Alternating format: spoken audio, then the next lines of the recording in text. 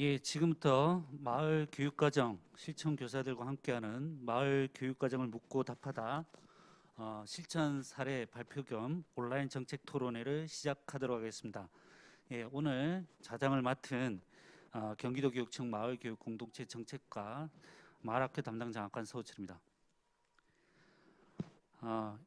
오늘 마을 교육과정을 묻고 답하다에 대한 토론회를 이렇게 열게 되어서 많은 분들과 함께 할 수 있어 참으로 좋은 것 같습니다. 자, 오늘은 그동안 마을 교육과정에 대해서 많은 고민과 실천해 오셨던 우리 현장 선생님들을 모시고 어떻게 마을 교육과정을 실천해 왔고 또 앞으로 어떻게 발전시켜 나갔으면 좋겠는지에 대해서 같이 고민하고 토론하는 자리를 만들어 보았습니다. 우리 경기도 선생님들께서 마을 교육과정을 실천하고 그 실천 사례를 모아서 이렇게 책을 내셨습니다. 예, 마을로 걸어간 교사들 마을 교육과정 글이다. 그래서 이 사례들을 실천하신 사례들을 보고 그 실천 사례를 나눔으로 인해서 학교 현장에서 어떻게 우리 아이들의 학습권을 위해서 학습 생태계를 확장시키고 마을과 함께 왔는지를 함께 들어보고 또 각자 학교에서 어떻게 실천할 수 있는지를 방안을 찾을 수 있는 그런 시간들이 될 거라고 생각이 됩니다. 자, 그럼 오늘 일전 실천 사례를 나누어 주실 분과 토론자로 오신 분들을 소개해 드리겠습니다. 먼저 제 오른쪽부터 소개해 드리겠습니다. 은곡중학교 백윤혜 선생님 오셨습니다. 네. 다음은 연성중학교 이경숙 선생님 오셨습니다. 다음은 장국중학교 이윤정 선생님 오셨습니다. 다음은 양도중학교 박현숙 선생님 오셨습니다. 그리고 토론자로 참여하신 천보중학교 김현주 선생님 오셨습니다. 예, 이렇게 현장 선생님들의 실전 사례를 가지고 그걸 나누고 토론회 여는 거는 참 또 색다른 추진 사례인지 아닌가 생각됩니다. 오늘 발표해 주신 자료는 일단 그 선생님들이 쓰신 책을 다들 구입해서 읽어보시면 좋으실 것 같고요. 근데 실제로 지금 오늘 발표하신 PPT는 요 유튜브 그 설명창 클릭하시면 자료집 링크를 걸어놨습니다. 그 링크를 따라 들어가시면 다 다운을 받으실 수 있습니다.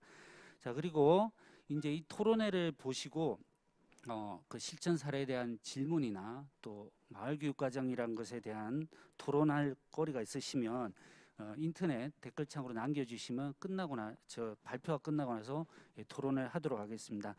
마을교육과정이란 학습자들이 주도적으로 마을 주민이나 마을과 의미 있는 관계를 맺고 배우고 실천하면서 삶에 필요한 역량을 키우고 마을의 주체로 성장하면서 마을을 학습 생태계로 만들어가는 교육과정, 이렇게 경기도 교육연구원에서 밝히고 있는데요. 우리 선생님들께서 그런 정의에 맞게 어떻게 학교와 마을을 연결해서 실천해 왔는지를 먼저 들어보도록 하겠습니다. 그럼 바로 시작하겠습니다. 먼저 마을과 사람에 대한 주제로 우리 은곡중학교 백윤혜 선생님께서 실천 사례를 발표해 주시겠습니다. 큰 박수 부탁드리겠습니다.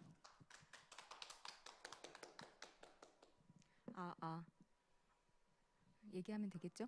예. 예. 이야기 시작하겠습니다. 예. 화면을 준비했으니까 화면과 함께 이야기를 해볼게요. 저한테 주어진 시간이 한 10분 정도 돼서 아주 길게 이야기는 못 해드리고요. 아주 짧게 구성은 해왔는데 잘 될지 모르겠습니다. 최선을 다해보겠습니다. 이 책의 추천사에 보면 혁신교육 3.0과 관련된 키워드들이 들어가 있습니다. 첫째는 자치라고 하는 말이고요. 둘째는 미래라고 하는 말일 수 있는데요. 조금 더 구체적으로 들어가 볼게요. 읽어보겠습니다. 중요한 이야기라. 이 책의 속 내용은 사라졌다던 마을이 복원되고 자치와 미래로 연결된다. 학생들이 커서 민주시민으로 어떻게 가야 할지를 마을 교육과정이라는 프리즘으로 제시한다. 자치, 미래 나와 있죠. 조금 더 보겠습니다. 자, 마을이라는 말에는 우리들의 삶이 들어있고 힘들게 일구어가는 자치도 들어있으며 선명하게 보이진 않지만 우리가 꿈꾸는 미래도 들어있다. 이러면서 이 자치와 미래라고 하는 말을 아주 쉬운 말로 스스로 해보는 일, 그리고 앞으로 함께 할 일이라고 이야기를 하고 있어요. 혁신교육 3.0 하면 자치 그리고 미래도 중요하지만 사실 지역화 교육과정이라고 하는 말도 상당히 중요한데 저희가 이 책에서 마을교육과정이라고 하는 말을 쓰고 있어요. 마을교육과정이라는 말이 지역화 교육과정이라고 하는 말과 같은 결을 갖고 있다고 생각했습니다. 조금 더 말씀을 드려보면 그런데 현장에서는요 마을교육과정이라는 말이 상당히 혼용되어서 쓰이고 있어요. 첫 번째 나름 저희가 정리를 해봤습니다. 학교의 교육과정 재구성 속에 마을을 담는 것. 저희는 1번이라고 생각하고 이 책을 구성을 해서 썼어요. 그런데 간혹가다 마을교사와 협력해서 공동의 수업을 만드는 것이라고 생각하기도 하더라고요. 이 두 가지 중에 어느 하나라고 정의를 내릴 수는 없지만 우리가 책을 쓸 때에는 학교 전체의 교육과정 속에 마을을 담는 것이다 라고 생각하면서 책을 썼습니다. 오늘 이야기의 순서도 마련해 왔습니다. 아까 조금 전에 말씀해 주신 것처럼 책의 챕터가 마을과 사람, 마을과 생태, 마을과 역사, 그리고 마을과 축제 이렇게 4개로 구성되어 있어서 백윤혜 제가 먼저 얘기하고요. 그 다음에 이경숙 선생님, 이윤정 선생님 얘기하고 마지막으로 박현숙 선생님께서 무엇인가 조금 더 덧붙여서 이야기해 주실 것 같아요. 제가 이야기하고자 하는 것은 이제 최근의 사례입니다. 사례를 기반으로 한 마을교육과정이기 때문에 100년 전 그날이라고 하는 프로젝트예요. 2019년도, 그러니까 작년이죠. 작년 은곡중학교 3학년의 마을교육과정 재구성 사례라고 할 수 있습니다. 짧게 어떻게 이야기하면 좋을지를 상당히 많이 고민을 했습니다. 왜냐하면 1년의 교육과정이기 때문에 이거를 5분으로 줄여서 이야기하는 게 상당히 어려웠지만 그래도 한번 해볼게요.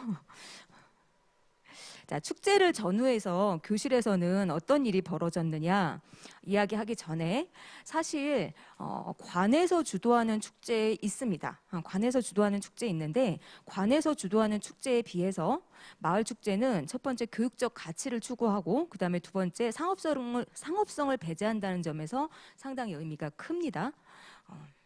그리고 또 한 가지 처음에 마을 축제를 할 때에는요 장곡중학교도 은곡중학교도 일회성 행사로 생각하기 쉬웠기 때문에 상당히 힘들었는데 그것이 전체 교육과정과 유기적으로 연계되면서 나중에는 어느 정도 정착이 되고 조금 쉽게 처음보다는 쉽게 진행되었던 측면이 있어요. 예, 그래서 2019년도 1년에 3학년 1년의 교육과정 재구성을 쭉 갖고 왔는데요. 화면에 보시면 2월 연수를 통해서 교사들이 3학년들은 100년 전 그날 프로젝트를 한번 해보자 라고 의기투합을 했습니다. 1학기 때는 우리말 프로젝트, 2학기 때 마을축제, 그 다음에 학년 말에 뮤지컬까지 쭉 이어지는 흐름을 이때 기획을 했고요. 제가 아까 추천사에서 자치라고 하는 것이 학생들이 스스로 만들어가는 것이라고 말씀을 드렸어요. 그 자치라고 하는 것이 전체의 교육과정 흐름 속에 어느 정도 녹여 있는지 한번 느껴보셨으면 좋겠습니다. 예, 저는 이 중에서 다 이야기하기가 힘들어서 마을축제에 조금 방점을 두고 이야기하겠습니다. 1학기 우리말 프로젝트도 사실은 이야기할 거리가 많습니다. 근데 이거는 과감하게 넘어가겠습니다. 2학기 마을축제 홍보하기를 조금 이야기해 볼게요. 한 2, 3분 내로 이야기하겠습니다. 2학기의 마을축제 홍보하기는 주제가 마을축제를 홍보하는 거예요. 그리고 수업 기획은요. 화면에 보시는 것처럼 주제를 탐색하고 그 다음에 프로젝트 계획을 세우고 아이들이 실행하고 보고서 쓰고 발표하는 전체의 과정을 한 달 동안 기획을 한 겁니다. 국어 시간에요. 교사는 여기에서 사실은 별로 한 게 없습니다. 모두 아이들이 기획을 했는데요. 교사가 한 것은 사실 맨 첫 번째 시간에 목표가 4가지라고 하는 것, 그 다음에 읽기 자료를 통해서 국어 선생님이기 때문에 읽기 자료를 통해서 조금 생각을 확장시켜 주는 것, 거기에 조금 방점을 두어 봤어요. 교사가 한 것은 제가 목표 4가지라고 말씀드렸죠. 마을 축제를 홍보하는 거야. 너희들 첫 번째 알리기를 해도 돼. 잘못된 걸 바로잡기를 해도 돼. 실천하기를 해도 돼. 그런데 이걸로 상상이 잘 안 된다면 2가지 또는 3가지를 조합해서 넘나들기를 목표로 삼아도 된다. 이것만 이야기합니다. 그러면 활동지만 던져주었을 때 우리 아이들 교사 없어도 스스로 정말 잘합니다. 그걸 제가 다 이야기할 수는 없기 때문에 몇 가지만 사진을 통해서 좀 말씀드릴 건데요. 우리 아이들이 모둠별로 조사했을 때 작년 마을 축제의 문제점을 조사해서 개선 방법을 찾아 홍보한다라고 하는 내용이 되게 많았어요. 참고로 말씀드리면 장곡동의 마을 축제는 장곡 노루마루 축제라고 해서 작년이 5회째 축제였습니다. 아이들이 그 작년에 축제의 문제점을 조사를 해보니까 자기네들끼리 조사하기도 하고요. 선생님한테 인터뷰하기도 하고 여러 가지 방법을 거쳐서 조사해보니까 크게 3가지더라고요. 첫째, 쓰레기 문제가 너무 많았다. 둘째, 부스 운영하는데 좌석이 너무 많이 없어서 되게 힘들었다. 셋째, 무임승차하는 학생들이 많았다. 이렇게 얘기했는데요. 저는 이제 사진으로 2가지만 말씀드려 볼게요. 쓰레기가 너무 많았어. 그러면 우리 일회용품 사용을 좀 줄이고 손수건 같은 걸 써보는 게 어때? 그걸 홍보하는 그런 포스터를 만들기도 했고요. 일회용품 줄이려면 텀블러 사용하면 좋겠다. 축제 전에 이런 것들을 이제 학교 내외에 혹은 마을에 붙여서 홍보한 거죠. 자리가 부족한 문제에서는 아이들이 요즘 축제에 돗자리 안 가져오는 후구 있냐? 후구라는 말이 호구의 은어더라고요.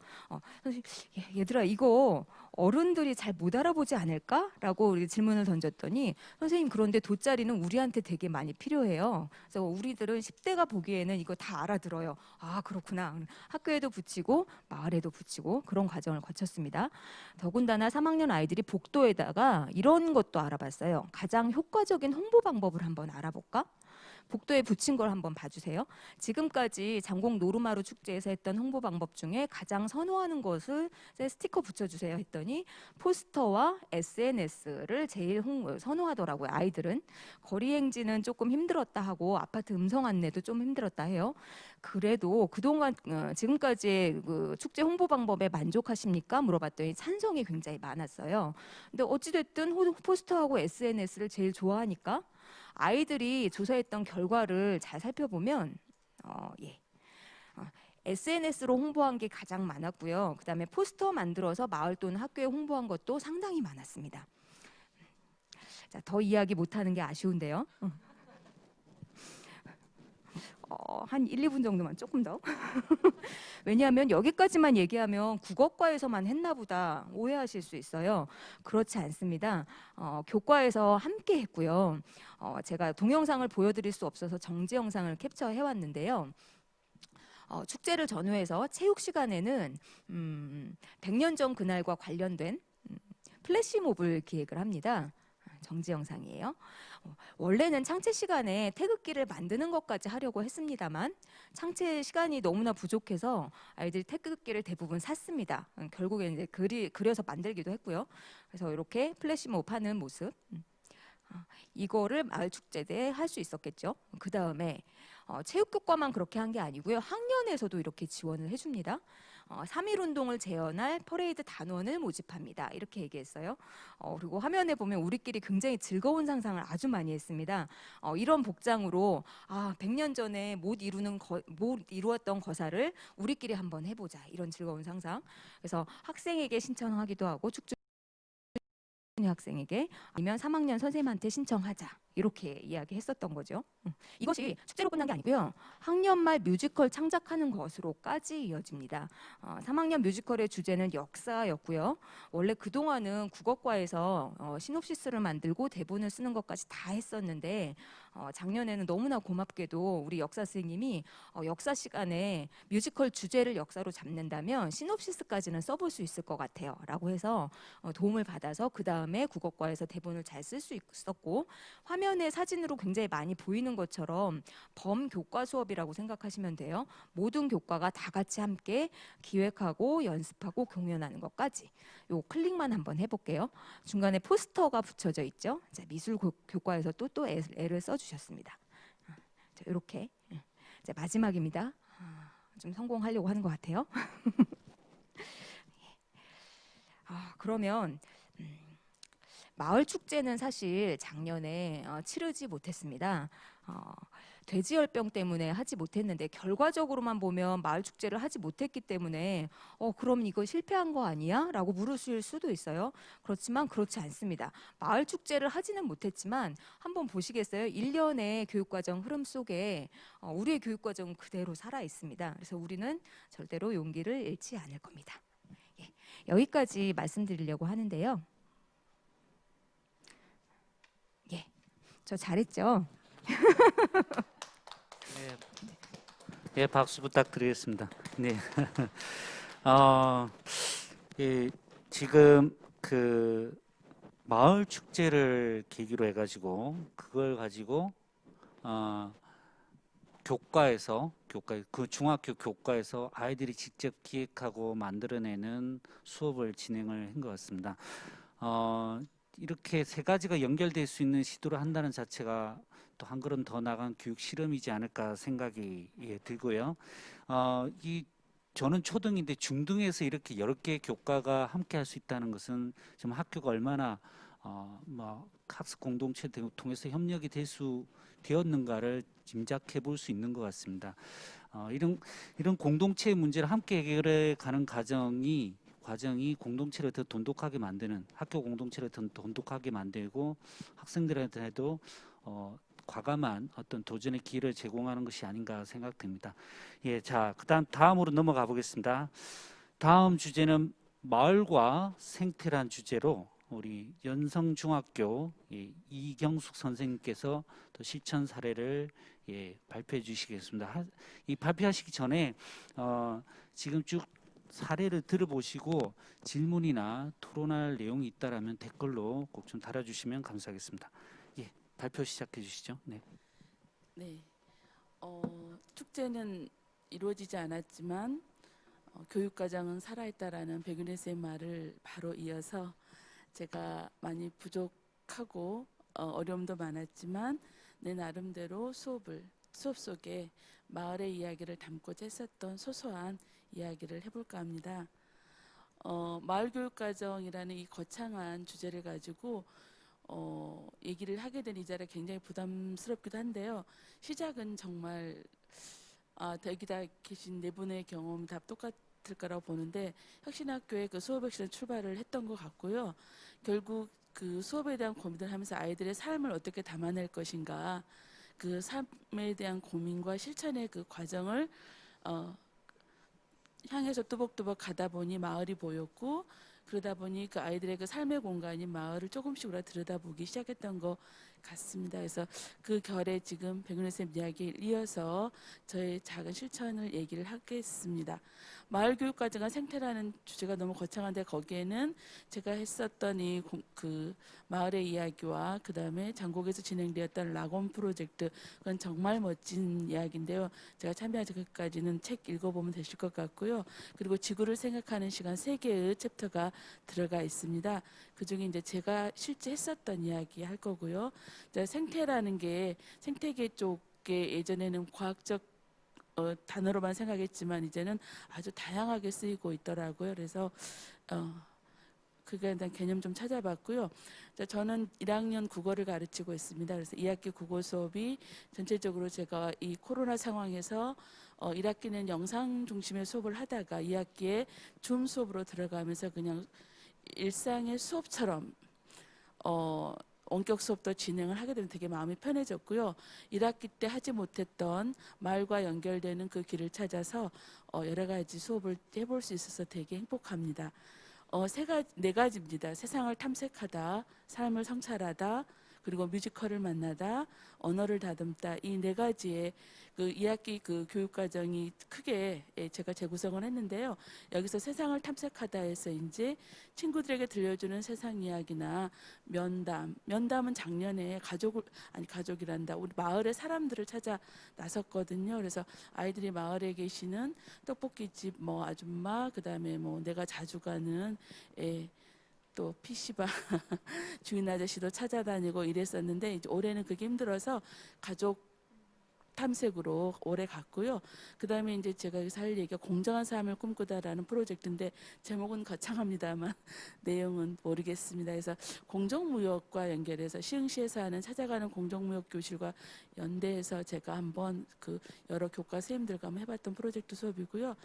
삶을 성찰하다는 문학 수업인데 시쓰기 수업인데요. 학교 화단을 관찰하고 거기에서 이제 시를 만들어가는 게 원래 장국에서 했었던 아낌없이 주고받는 너와 나 프로젝트가 또 다른 학교에 와서 일반 학교에 와서 다시 학교 숲에서 나를 만나다로 재구성돼서 제가 배워서 진행하고 있는 거고요. 그 다음에 주제사 언어를 다듬다에서는 이제 고유어라든가 외래어, 외국어를 배우는데 너무 언어들이 혼용돼 있잖아요. 혼란스럽고 너무 외래어도 많이 오염되어 있고요. 그래서 우리 마을에 살고 있는 언어들을 찾아서 어떤 언어들이 살고 있는지 그리고 그 언어를 좀 우리말스럽게 바꿔볼 수는 없을까. 근데 실제 아이들이 제가 그 글에도 나오는데 구라라는 말이 우리말인 줄 알고 있더라고요. 그래서 너무 놀래가지고 이제 굉장히 우리말 교육이 좀 많이 좀 고민됐던 지점이기도 합니다. 첫 번째 주제는 주로 이제 국어과에서 제가 했던 수업의 사례가 될 것 같습니다. 그래서 연결짓기를 나가는데요. 세상을 탐색하다라는 이 거창한 주제로 1분 말하기가 항상 저는 하고 있습니다. 그래서 수업 전에 말하기를 하는데 거기에서 이제 친구들에게 들려주는 세상 이야기 1학기 때는 나를 찾아가는 거에서 우리말을 소개하는 이야기를 했었어요. 근데 2학기에는 이제 세상 이야기로 가보자 해서 신문 기사를 읽고 거기에서 발췌한 원고를 바탕으로 재구성해서 아이들이 이야기를 들려주는데 여기에 마을을 얹었죠. 그리고 자료 찾으며 읽기 위해서는 이타적 디자인 사례를 나누면서 우리 마을에 이타적 디자인 사례가 있을까라고 찾아봤던 것 같고요. 면담하기는 이제 가족을 탐색하는 걸로 그리고 통일성을 갖춘 글쓰기에서는 공정무역과 학년 통합으로 공정한 삶을 꿈꾸다 글쓰기 수업이 들어가 있습니다. 그리고 독서와도 연결이 됩니다. 이제 1분 말하기는 이제 이렇게 제가 수업을 재구성을 해서 기사를 고르고 출처를 찾고 요약하고 이런 것들 수업 속에서 했었고요. 특히 이제 중요한 건 아이들에게 6번 느낀 점, 배운 점, 친구들에게 하고 싶은 말을 아이들이 실제 원고를 요약해서 거기에다가 자기의 말을 얹고 또 그걸 잘 경청한 친구들은 소감을 말해주면서 서로 세상을 배워가는 그런 이야기인데요. 오늘 오기 전 오늘도 수업을 했었어요. 그래서 아이들한테 물어봤더니 배운 게 좀 있니? 뭐 어떤 느낌이니? 그랬더니 자기가 미처 몰랐던 세상의 이야기들을 친구를 통해 들을 수 있었고 또 공감도 되지만 뭐 되지 않은 이야기도 많이 있잖아요. 특히 아이들은 좋은 소식 별로 안 가져와요. 굉장히 잔인한 이야기, 그 다음에 사건, 사고 아주 자극적인 이야기들을 많이 가져오는데 그 중에서도 이제 따뜻한 이야기를 갖고 온 친구들도 있어서 조금씩 서로 배워가는 그 과정들이 있습니다. 이제 이거는 제가 일부러 뭐 이 세상의 신문도 인터넷 가면 다 있지만 아이들은 그런 걸 잘 읽질 않더라고요. 그런데 이제 우리 마을에도 이런 신문이 있단다, 잡지가 있단다 들고 가서 아이들이 신문 기사에 어떻게 골라 읽는지를 좀 수업을 좀 철저하게 했었고요. 그래서 아이들이 또 간혹 가다가 마을의 이야기를 담아오는 친구들이 있습니다. 이거는 일본 후쿠시마 원전의 문제인데요. 제가 이걸 가져온 이유는 부모님이 요즘 뉴스만 보면 원전 이야기를 하신대요. 미래의 삶과 직결되는 거기도 하잖아요. 그래서 그런 거에 대한 느낌을 아이들하고 나누는 이야기인데 한번 가져와 봤습니다. 이렇게 원고도 만들고요. 이타적 디자인 사례는 교과서에가 있어요. 이타적 디자인으로 삶을 살리다라는 빅터 파파넥의 이야기가 나오는데 그 글은 그냥 자료를 찾으며 읽어가는 그걸로만 수업이 디자인돼 있거든요. 근데 여기에서 제가 아이들에게 실제 이제 줌 수업 속에서 원격 수업 그건 편하더라고요. 바로 자료 찾아서 소회의실에 가서 모든 별로 공유도 해보고 나누는 과정을 통해서 아이들이 만들어낸 활동지예요. 그래서 문 열리는 욕조라든가 빵도마라든가 이런 다양한 태를 찾아보는데 여기서 이제 하나 제가 1시간 얹어갔던 게 그렇다면 얘들아 우리말에 필요한 이타적 디자인은 뭐가 있을까 한번 찾아볼래 그랬더니 아이들이 많은 것들 중에서 나왔던 그 우리 동네에는 언덕길이 있거든요. 거기 굉장히 높았는데 많이 낮췄어요. 낮췄음에도 불구하고 지금도 언덕을 올라갔다 내려가는 게 불편하대요. 근데 자기들은 괜찮은데 어르신들이 되게 힘들어하시더라. 우리 할머니가 힘들어하시더라. 그래서 그 벽 따라서 손잡이용 봉이 하나 쫙 있으면은 좀 더 편하게 그 길을 오고 가지 않을까 이런 얘기라든가, 공원에 아파트 쉼터 의자가 있는데 여러 명이 앉으려고 보면 보통 여러 명이 모이면 두서너 명은 앉지만 또 보면 할머니 할아버지들이 땅바닥에 앉아 계시더라. 그래서 얘기를 나누시는데 좀 필요에 따라 쭉쭉 늘어나는 의자가 있으면 어떨까. 그래서 이름이 뭘로 지면 좋겠냐 그랬더니 고무줄 의자 뭐 이렇게도 해보고요. 그다음에 제가 되게 감동했던 거는 아파트 입구 같은데 나물 풋거리를 파시는 할머님들이 계시잖아요. 근데 여름 땡볕에 그대로 노출이 돼서 하는 할머니들이 너무 좀 짠했다, 자기 마음에 짠했다. 그래서 그 정류장처럼 그늘막 있는 그늘막 있는 공간이 좀 있었으면 좋겠다. 이름 뭘로 할래 물었더니 나물집에 뭐 이렇게 하는 경우도 있었습니다. 그래서 이런 식으로 수업을 좀 풀어봤고요. 그리고 이제 교과통합 수업으로 시흥시에서 지원해주는 찾아가는 공정무역 교실 2시간 마을 교사들이서 수업을 해주셨고요. 여기에 우리는 사회과, 미술과, 과학과, 도덕과 얹어가서 여러 가지 연계 통합 수업을 좀 진행을 하고 있습니다. 이거는 이제 했던 공정무역 교실이고요. 그리고 사회과에서 공정무역 마크 디자인을 해봤고요. 그리고 국어 시간에서는 이제 모든 별로 우리가 꿈꾸는 공정한 삶은 어떤 삶일까 한번 고민해보자. 그럼 불공정한 사례들을 찾아야 되는 거잖아요. 그걸 모든 별로 토의하고 찾아보고 논의하는 모습들이고요. 그리고 글쓰기를 했습니다. 그래서 각자 자신의 생각을 담아서 한번 공정한 삶에 대한 고민을 나눠봤고요. 그리고 난 글들 중에 하나가 공정이란 말이 똑같은 줄 알았더니 실은 공정이라는 건 조금 더 어려운 사람들을 배려하는 그런 뜻인 걸 알았다는 얘기도 하더라고요. 그래서 되게 우리가 함께 저가 아이들을 통해서 교사도 배운다라는 거를 절감했던 순간이기도 합니다. 그리고 이제 제가 요즘 하고 있는 게 학교 숲에서 나를 만나다 프로젝트인데요. 이거는 이제 우리 학교 숲의 그 풀이나 나무나 꽃들을 통해서 시를 쓰는 장곡에서 시작했었던, 저기는 박현숙 선생님이 시작했던 수업이었어요. 그래서 그게 국어와 도덕까지 시작을 했다가 이제 학년 프로젝트로 가면서 되게 이제 커졌고 의미 있는 프로젝트인데 제가 그냥 가져와서 한번 해본 겁니다. 그래서 나무들, 가을이라 이제 이런 나무들 이미 꽃은 져버리고 열매들, 낙엽들 보면서 아이들이 하고 있고요. 이걸 가지고 이제 시를 쓰는 거죠.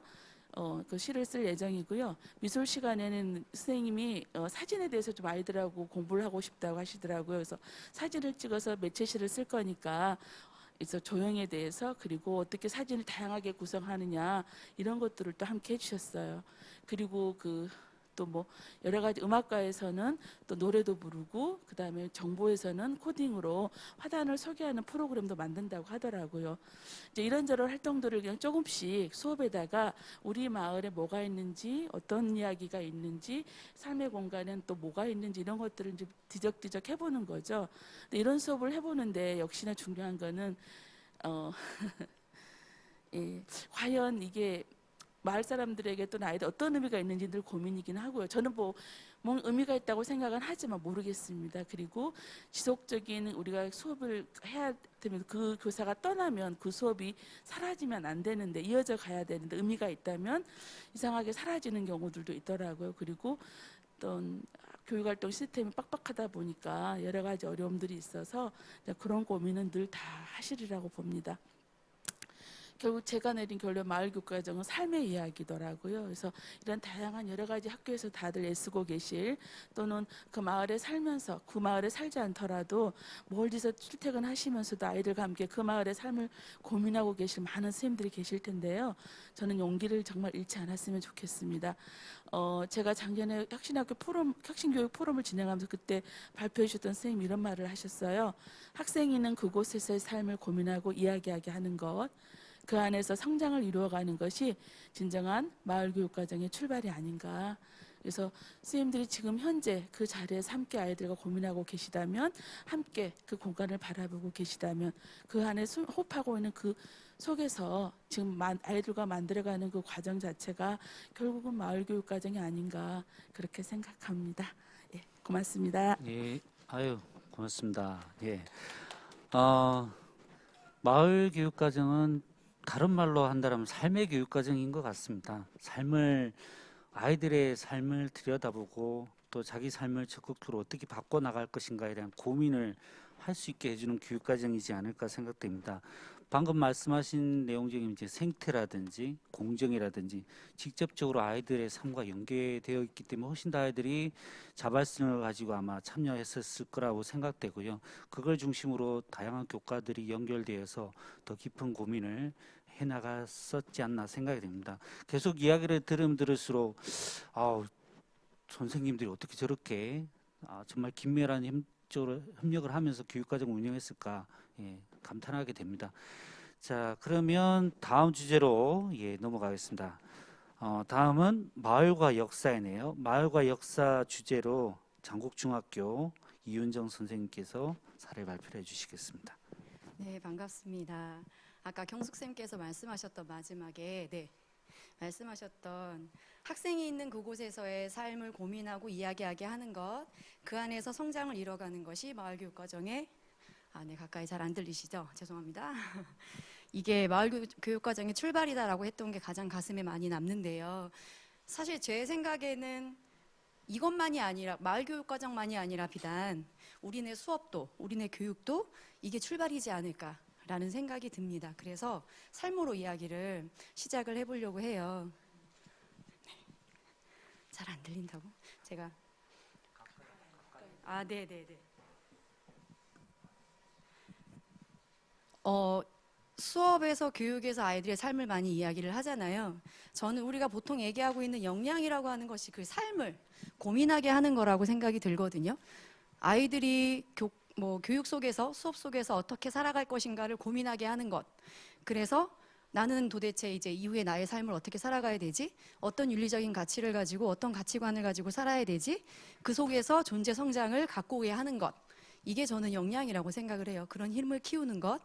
그렇다면 아까 이경숙 선생님께서 말씀하셨던 마을교육과정의 출발이라고 하는 그 삶이라는 건 결국은 말씀드렸던 것처럼 우리네 교육과 수업의 지향점이 되지 않을까라는 생각이 들었어요. 그래서 제가 좋아하는 구절 중에 머리에서 가슴까지의 여행, 가슴에서 발까지의 여행이라고 하는 신영복 선생님의 공부의 개념이 있는데요. 네, 이게 같은 맥락인 것 같아요. 같은 맥락인 것 같은데 제가 잠깐만 숨을 죄송합니다. 숨 한번 쉬고 와도 될까요? 네, 안 그래도 말할 시간이 없는데 숨쉬기까지. 카메라 앞에 서니까 굉장히 긴장이 되네요. 네, 잘할 수 있을 거라고 생각을 합니다. 네, 감사합니다. 옆에 항상 늘 그랬어요. 이렇게 주변에서 다독다독 해주시는 동료들이 계셔서 항상 해냈던 것 같은데, 어쨌든 제가 말씀드리고 싶은 거는 그런 거예요. 지식이, 그러니까 알미라는 거는, 안다는 거는 굉장히 쉬운 것 같아요. 그죠? 네. 그런데 그 알미, 가슴을 울리게 하고 설레게 하고 가슴 뛰는 용기를 갖게 하는 건 어려운 거죠. 그래서 신영복 선생님께서 뭐라고 말씀하셨냐면, 사람이 일생 동안 하는 여행 중에 가장 먼 여행이 머리에서 가슴까지의 여행이다 라고 말씀을 하셨던 것 같아요. 긴장감이 안 사라져요. 어떡하죠? 큰일 났어요. 큰일 났어요.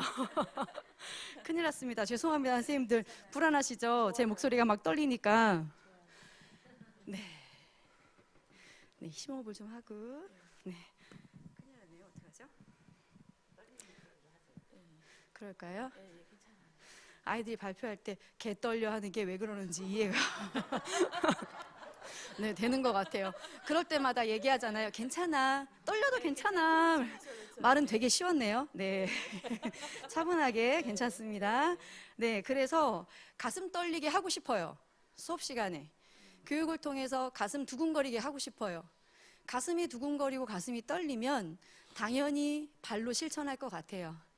그 삶의 현장이, 삶의 터전에서 그걸 실현해낼 것 같아요. 그 가슴 떨림을. 그 내용을 실현할 것 같아요. 그래서 제가 어제 PPT를 만들면서 생각을 해봤어요. 나는 왜 애초에 마을을 수업에 담으려고 했을까? 교육과정에 담으려고 했을까? 저는 이거지 않았나 라는 생각이 들어요. 네.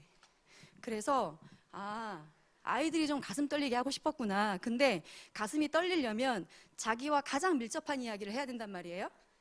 그게 삶의 공간이어야 되고 생동감 있고 현실감 있는 삶의 공간이어야 된다는 거죠. 그게 바로 마을이라는 거죠.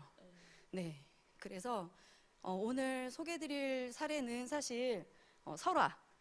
근데 자세한 내용은 책에 소개되어 있기 때문에 차치하고요. 여기 뭐 이 사례를 통해서 에피소드나 이런 것들을 통해서 제가 느낀 점, 깨달은 점 이런 것들 위주로 말씀을 좀 드리도록 할게요. 우선 제목을 왜 낯선 기억으로 기록하기라고 제목을 붙였는데 왜 낯선 기억일까? 이게 사실은 제가 혼자 한 건 아니고요. 여러 교과가 거대한 프로젝트로 진행을 했던 거예요. 많이 소개가 돼서 아시는 분도 있겠지만 이 거대 프로젝트의 이름이 흙 속에 담긴 낯선 기억을 찾아서거든요. 근데 왜 낯선 기억일까?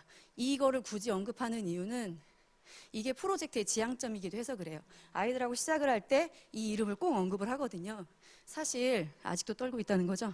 쳐다보시는 게. 사실 우리가 이게 고고학 프로젝트인데요. 고고학이라고 하는 거는 땅속에 묻혀있는 유물을 발굴하고 그 유물을 통해서 삶을, 이야기를 고찰해 보는 거잖아요. 그렇죠? 그렇다면 생각을 해봤을 때 땅속에 묻혀있는 역사가 우리는 보통 사적을 통해서 만나는 역사들은 굉장히 낯익은 역사예요. 누구나가 다 알고 알려져 있는. 그렇지만 생각을 한번 해보세요. 지금 제가 떨고 있는 이 시간도 모여서 이 하루하루도 모여서 역사가 되잖아요. 아이들과의 만남도 아이들의 삶도 결국은 역사가 될 거란 말이에요. 그런데 저를 비롯해서 우리 아이들은 그 역사는 사실 낯익은 역사가 아닌 낯선 역사가 될 가능성이 가장 크잖아요. 그래서 낯선 기억인 거예요. 그냥 우리들의 이야기다. 이 프로젝트는 역사를 들여다보는 거지만 그냥 우리 이야기다. 이제부터 우리 이야기 할 거야. 1년 동안 거대 프로젝트를 통해서 많은 교과를 통해서 우리 얘기할 거야. 너의 얘기할 거야. 나의 얘기를 할 거야. 우리 삶을 들여다볼 거야. 우리의 미래를 한번 생각해 볼 거야. 뭐 이런 의미로 포문을 이제 여는 것 같아요. 그래서 이제 보여드리면 좀 거대하긴 하지만 이렇게 진행이 되는 건데 이 중에 설화만 말씀을 잠깐 드리면요. 아까 말씀드렸던 것처럼 구체적인 사례는 좀 차치하고요. 사실은 제가 이제 국어 교과다 보니까 설화를 어떻게 쓰는 거, 설화가 무엇인가를 먼저 알아야 되고, 그 다음에 쓰고, 여기로 끝날 수 있는데, 저는 이 프로젝트의 가장 매력이 국어 교과 입장에서 이 뒤에 흙 속에 묻힐 내 삶을 설화로 창작하기. 이거라고 생각을 해요. 왜냐하면, 조금 나중에 말씀을 드릴게요. 먼저 이제 설화에 대해서 알게 하기 위해서 처음에 다양한 설화 많잖아요. 우리나라 이야기 민족이잖아요. 얼마나 많은 이야기를 가지고 있어요. 그래서 동명왕 신화라든지 오늘이 설화라든지 이런 것들 굉장히 유명한 설화를 가지고 했어요. 관심을 잘 못 끌어내요. 재미있어 하기는 하는데 그러다가 우리 학교의 동료 선생님 중에 장곡 중학교에 있는 시흥이죠. 시흥 지역 토박이 선생님께서 그 선생님이 어렸을 때 살았을 때 마을에 전해오던 설화를 소개해 주셨어요. 그게 바로 구지정 설화거든요. 찾아왔어요. 그냥 그 마을에 장곡동 옆에 있는 마을, 바로 인근에 있는 마을이거든요. 찾아가서 거기에 옛날부터 살고 계신 어르신한테 들었어요. 녹음하고 들어서 정말 생동감 있게 들어가지고 이거를 그대로 아이들한테 교실에 틀어줬거든요. 애들의 관심이 우리나라에서 옆마을만큼 확 가까이 온 것 같아요. 거리감이, 관심도, 몰입도가. 그러다가 세상에나 아이들이 살고 있는 우리 마을에도 내려오는 설화가 있더라고요. 그래서 그때부터 그 설화가 노루우무 설화인데 이 설화를 가지고 했더니 어땠을 것 같으세요? 죄송합니다. 넌지시 갑자기 관중도 없는데 질문을 해가지고 어떠실 것 같으세요? 그 거리감이 확 줄어든 거죠. 교실이 난리가 났어요. 노루음을 설하라 하니까 애들이 다 알고 있잖아요. 이야기만 알고 있는 것이 아니라 어디 있는지도 알잖아요. 막 수업이요. 그거 여기 있잖아. 아, 거기 있어. 나 봤는데. 막 이런 얘기들이 막 자기 삶의 터전의 이야기들이 막 나오는 거예요. 그러면서 제가 느낀 게 그거죠. 아, 아이들의 삶의 현장, 삶의 터전에 대해 교사가 안다는 건 굉장히 중요하구나 라고 하는 것. 내가 교사로서 한 사람을 만나기 위해서는 이 아이의 삶의 터전인 곧 마을을 알아야 하는구나. 이게 굉장히 중요하구나 라고 하는 것을 깨닫게 되었고요. 이렇게 노루음을 설화를 가지고서 텍스트를 사용을 했더니 아이들이 어떤 행동력을 갖게 되냐면 안게 된 거죠. 그냥 그동안에는 지나가다가 사실은 이때 당시에는 이게 약간 썩어가는 물이었어요. 왜냐면 이게 이렇게 물길이 막혔다고 해야 되나? 예. 그리고 이때 당시에는 아파트 건축 개발 때문에 예정되어 있어서 얘를 덮어야 뭐 이렇게 이런 존폐 위기에 놓여 있었단 말이에요. 그러한 우물이었는데 이 우물에 대해서 아이들이 관심을 갖기 시작하게 되는 거죠. 그러면서 이렇게 장곡타임즈에 노루우물을 지켜주세요라고 하는 글을 올리는 행동력을 갖게 되는 거죠. 네. 그래서 실제로 제가 찾아봤어요. 어제 찾아봤더니 최근 모습이에요. 최근에 공원으로 이렇게 조성하기 위해서 지금 가운데 보시면 이게 물길이거든요. 이게 자세히 보시면 물론 이 아이만의 뭐 주장은 아니겠지만 이 아이가 이렇게 하면 살릴 수 있을 것 같아요 라고 했을 때 물길래라고 막 이런 얘기가 나오거든요. 그래서 이 아이는 어떻게 해서 이걸 보면 마치 자기가 얘기했을 것 같은 느낌이 들 거 아니에요. 그래서 되게 뿌듯할 것 같은 인생을 살아가면서 그런 생각이 되게 들면서 아, 이게 바로 머리에서 발까지의 여행이지 않을까라는 생각이 들었습니다. 네, 아직도 안 끝났군요. 심각하죠, 오늘. 네. 그래서 네. 네, 알겠습니다. 진짜 마지막으로 떨면서도 할 말은 다 해야 되니까. 네. 마지막은 뭐냐면 아까 이게 저는 제일 의미 있다고 생각을 했잖아요. 왜 그러냐면 그거예요. 설화로 얘기하고 설화만 창작하고 끝나는 것이 아니라 창작을 했어요. 이거는 사실은 유물을 아이들이 상상해서 만들거든요. 그리고 이 유물에 얽혔을 낯선 기억을 창작하는 거거든요. 이번에는 뭐냐면 500년이 지났다고 한번 가정을 해봐. 500년이 지나면 너는 이미 죽어서 땅속에 역사가 되어 있어. 그랬을 때 네가 지금 사용하고 있는 물건이 500년 뒤에 유물로 발견이 됐어. 그러면 유물과 함께 너의 이야기가 설화로 구전이 된다고 생각 한번 해봐. 그 이야기를 써봐 라고 얘기를 했더니 아이가 진짜 실제로 이런 고백이 툭 튀어나온 거예요. 선생님, 정말 잘 살아야겠어요. 이때 자리라고 하는 거는 사실 부귀 영화를 누려야겠어요는 아닐 것 같거든요. 네. 아까 처음에 얘기했던 나는 어떤 존재로 살아갈 것인가를 아이는 고민한 것 같아요. 제가 이걸 듣고 얼마나 가슴이 뭉클했겠습니까? 그쵸? 그래서 마지막 이제 진짜 정리를 할게요. 저는 마지막으로 교실 안에서 내 삶을 고민하게 하고 어떻게 살아갈 것인가를 정말 숙고하게 하고 그 가슴 뛰는 고민을 교실 밖으로 가져가서 나를 살아가게 하는 것. 이게 신영보 선생님이 말씀하신 공부이고 배움이고 그게 머리에서 가슴까지, 가슴에서 발까지의 여행이지 않을까라는 생각이 듭니다. 아직도 안 끝났어요. 하나만 남았어요. 죄송해요. 진짜 떨면서 다 하는데 이것도 되게 좋아하는데요. 사람으로 읽어도 좋습니다. 삶으로 읽어도 좋습니다. 사람의 준말이 삶이기 때문입니다. 내리 우리가 삶을 얘기했잖아요. 이거 거꾸로 얘기하면 삶을 풀 수 있는 건 사람인 것 같아요. 아이들의 삶을 풀어낼 수 있는 것도 사람인 것 같아요. 선생님이죠. 그죠? 아이들의 삶의 현장을, 삶의 터전을 풀어낼 수 있는 것도 사람이에요. 그래서 박노해 시인이 아마 다시 사람만이 희망이다라고 얘기한 것 같아요. 저를 포함해서 선생님들이, 이 방송을 보고 계시는 선생님들이 마을교육과정의 희망이십니다. 감사합니다.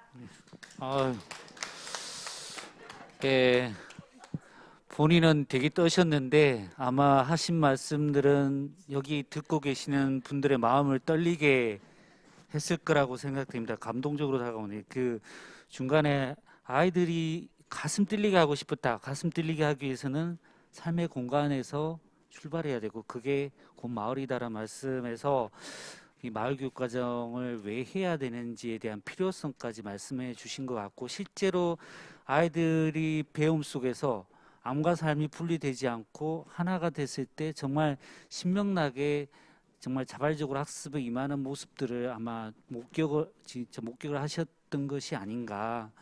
예, 그런 속에서 이 교육 과정을 운영했던 보람을 느끼셨지 않았을까 이렇게 생각됩니다.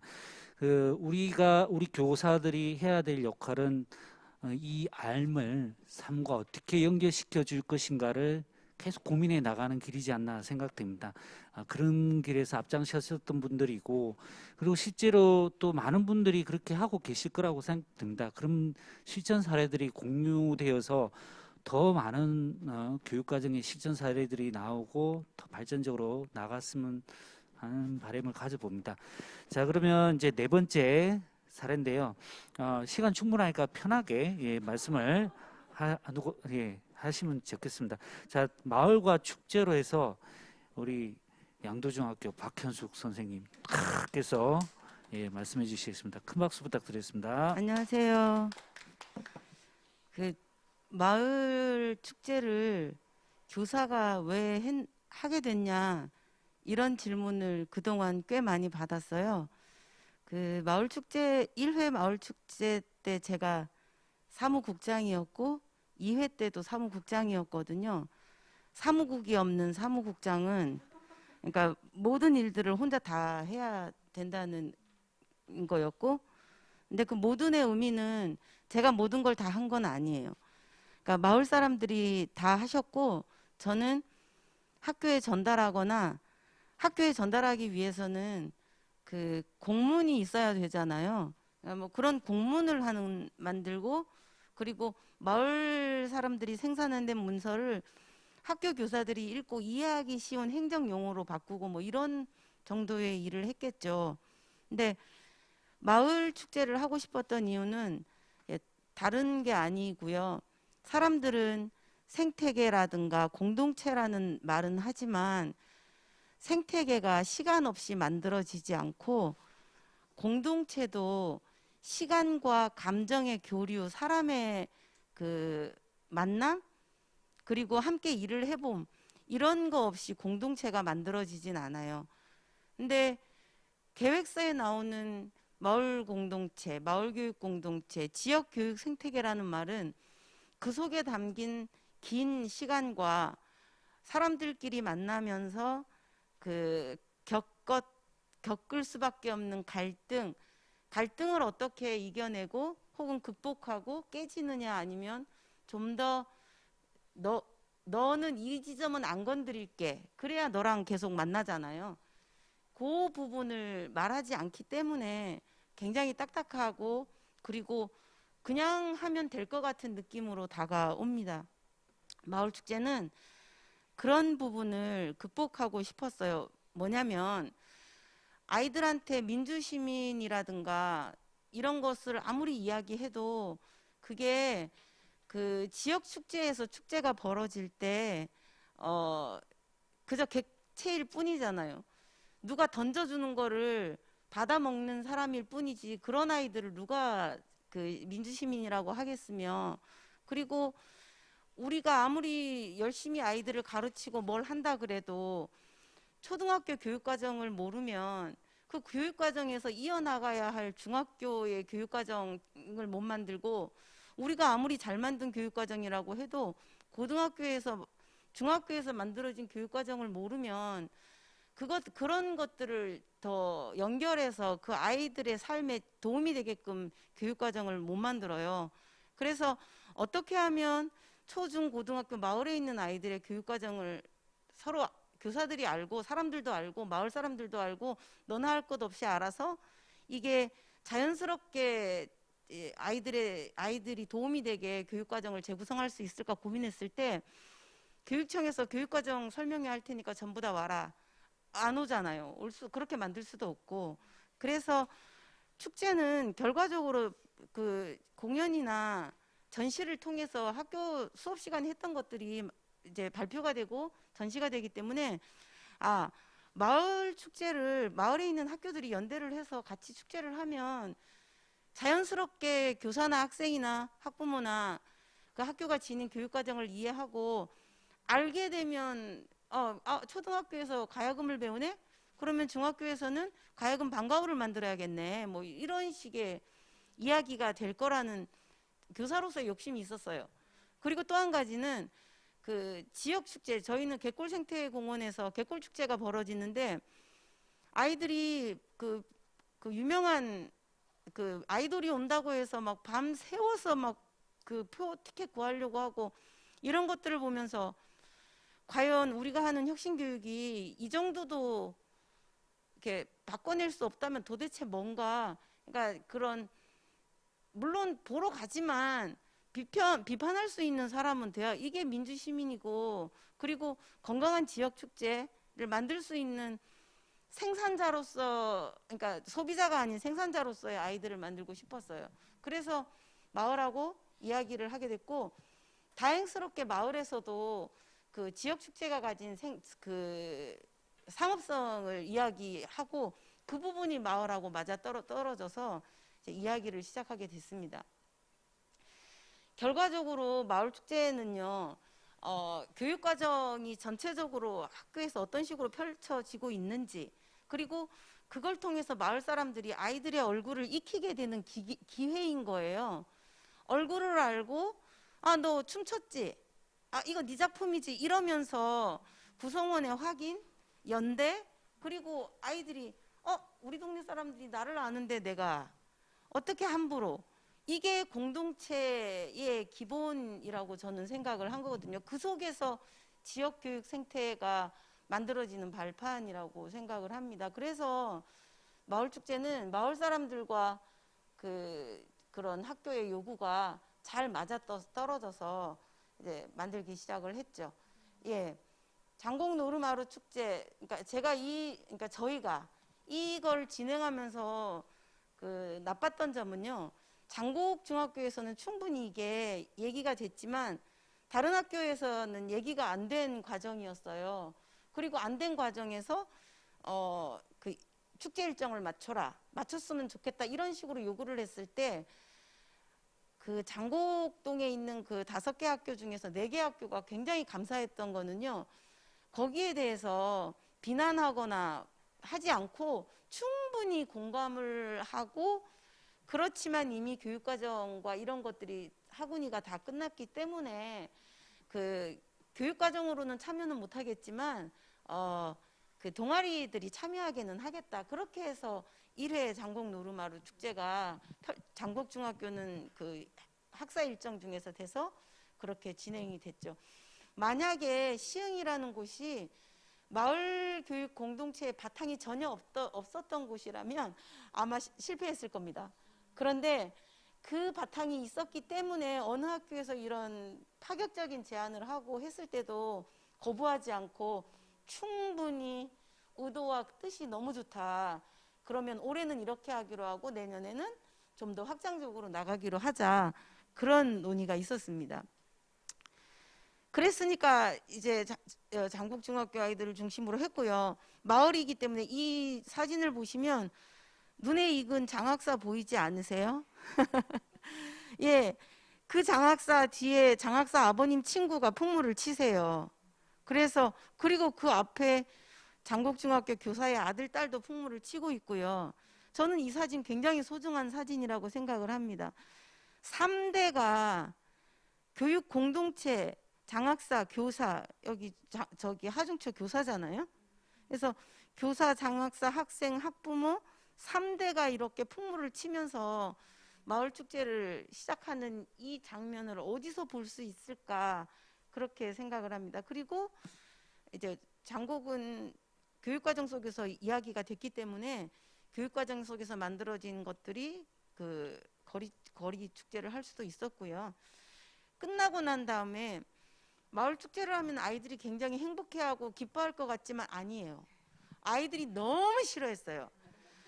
왜 학교에서 하면 될 거를 마을에서 해서 창피해서 나는 전시회도 못 하겠고, 나는 창피해서 춤도 못 췄고 막 그래가지고 내년에 마을 축제 하면 절대로 장곡중학교 자치회가 얼마나 힘이 센지요.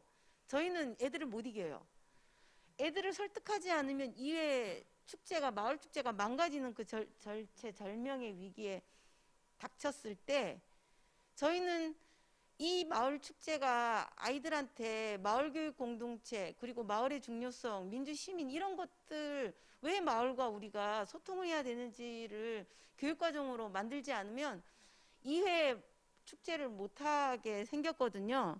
그래서 끝나고 나서 교사들이 이제 활동지를 만들어서 자, 의미가 이래 있고 이렇게 있고 이런 일들이 벌어졌고 우리 이런 거지 뭐 이런 수업. 그리고 그 장국에 있는 신문에서 우리 축제에 대해서 이제 특집으로 다루기 시작합니다. 칭찬 일색이었겠죠? 네, 가장 중요한 장면인데요. 장국에 있는 모든 어르신분들이 전부 다 모여서 합창 아니고 재창이요. 재창을 하시고 이분의 자제분들이 다 우셨어요. 왜냐하면 내 엄마가 지금까지 저렇게 즐겁게 노래하는 거를 본 적이 없다.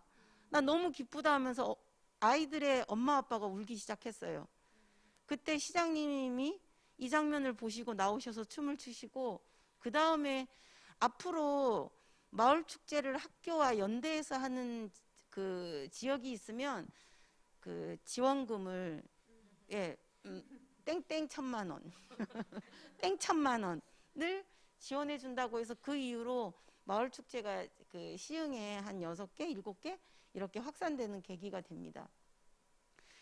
끝나고 나서 마을 축제 특집을 다뤘고요. 왜 필요한가 사설 다뤘고요.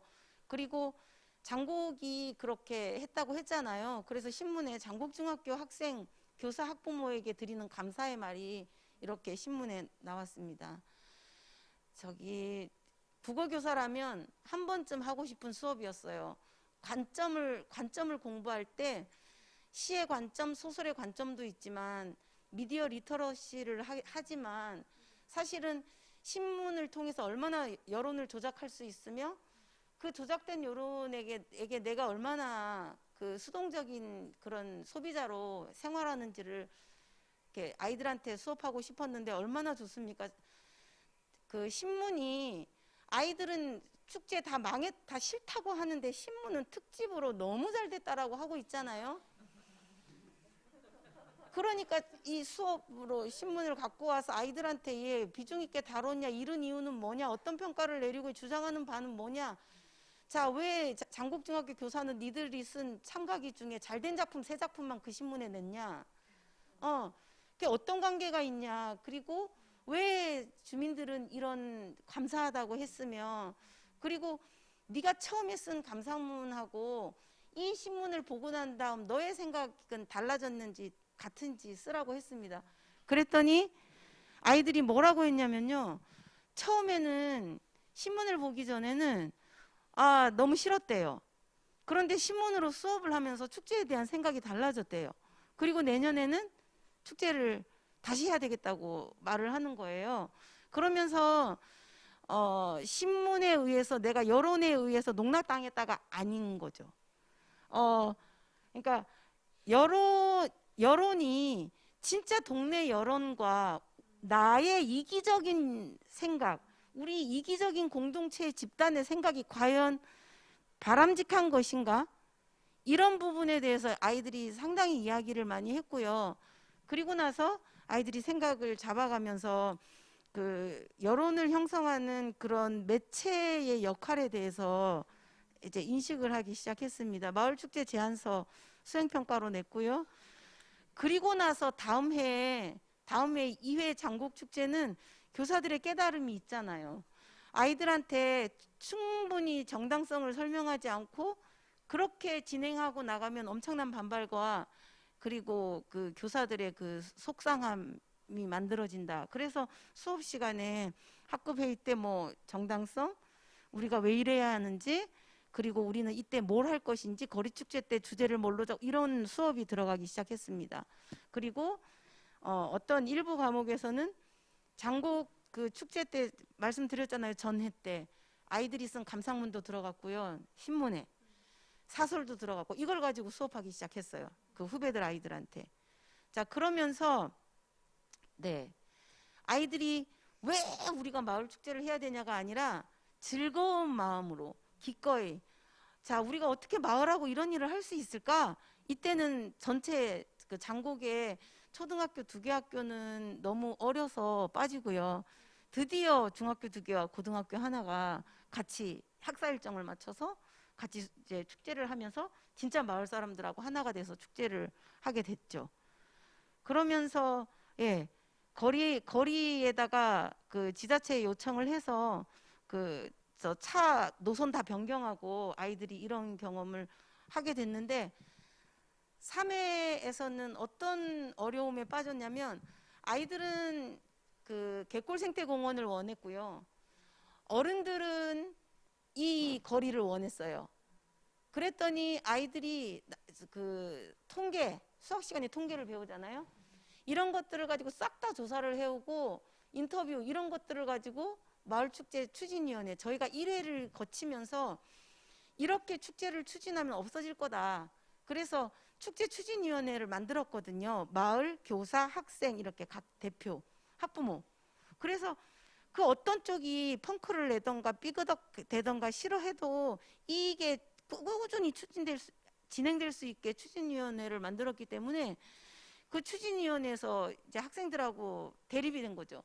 근데 아이들이 그런 근거를 쫙 가지고 와서 추진위원들한테 보이고, 우리는 갯골생태공원에서 하고 싶습니다 해서 결국 추진위원회에서 할 말이 없잖아요, 어른들이. 왜냐하면 아이들은 데이터와 통계를 다 가지고 와서 논리적으로 근거를 대고 설명을 하는데, 어른들이 무조건 하지 말라고 할 수는 없잖아요. 우린 여기를 원해. 그래서 결국은 어른들이 졌고요. 그리고 나서 그 이후부터 지금까지 축제 장소는 그렇게 돼 있고, 이런 과정을 거쳐서 뭐 축제 가지고 얘기하라면 한 2박 3일, 4박 5일 할 수 있겠거든요. 얽힌 얘기가 너무 많아서.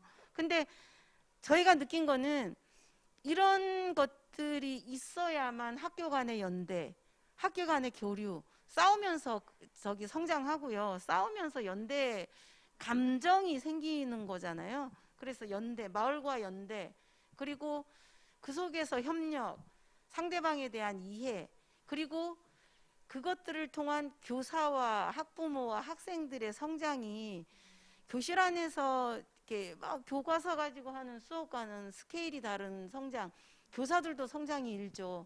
왜냐하면 마을에 나와서 그 협의를 하러 나오는데 장소 가지고 협의를 하잖아요. 근데 어느 학교 교사가 이래요. 그러니까 니네 저기 화장실은 니네 학교로 쓰고, 그 다음에 음식 부스는 우리 학교에 설치하고. 아, 잠깐만요. 교장선생님한테 여쭤봐야 해요. 그럼 왜 네가 나왔니? 교장을 보내지.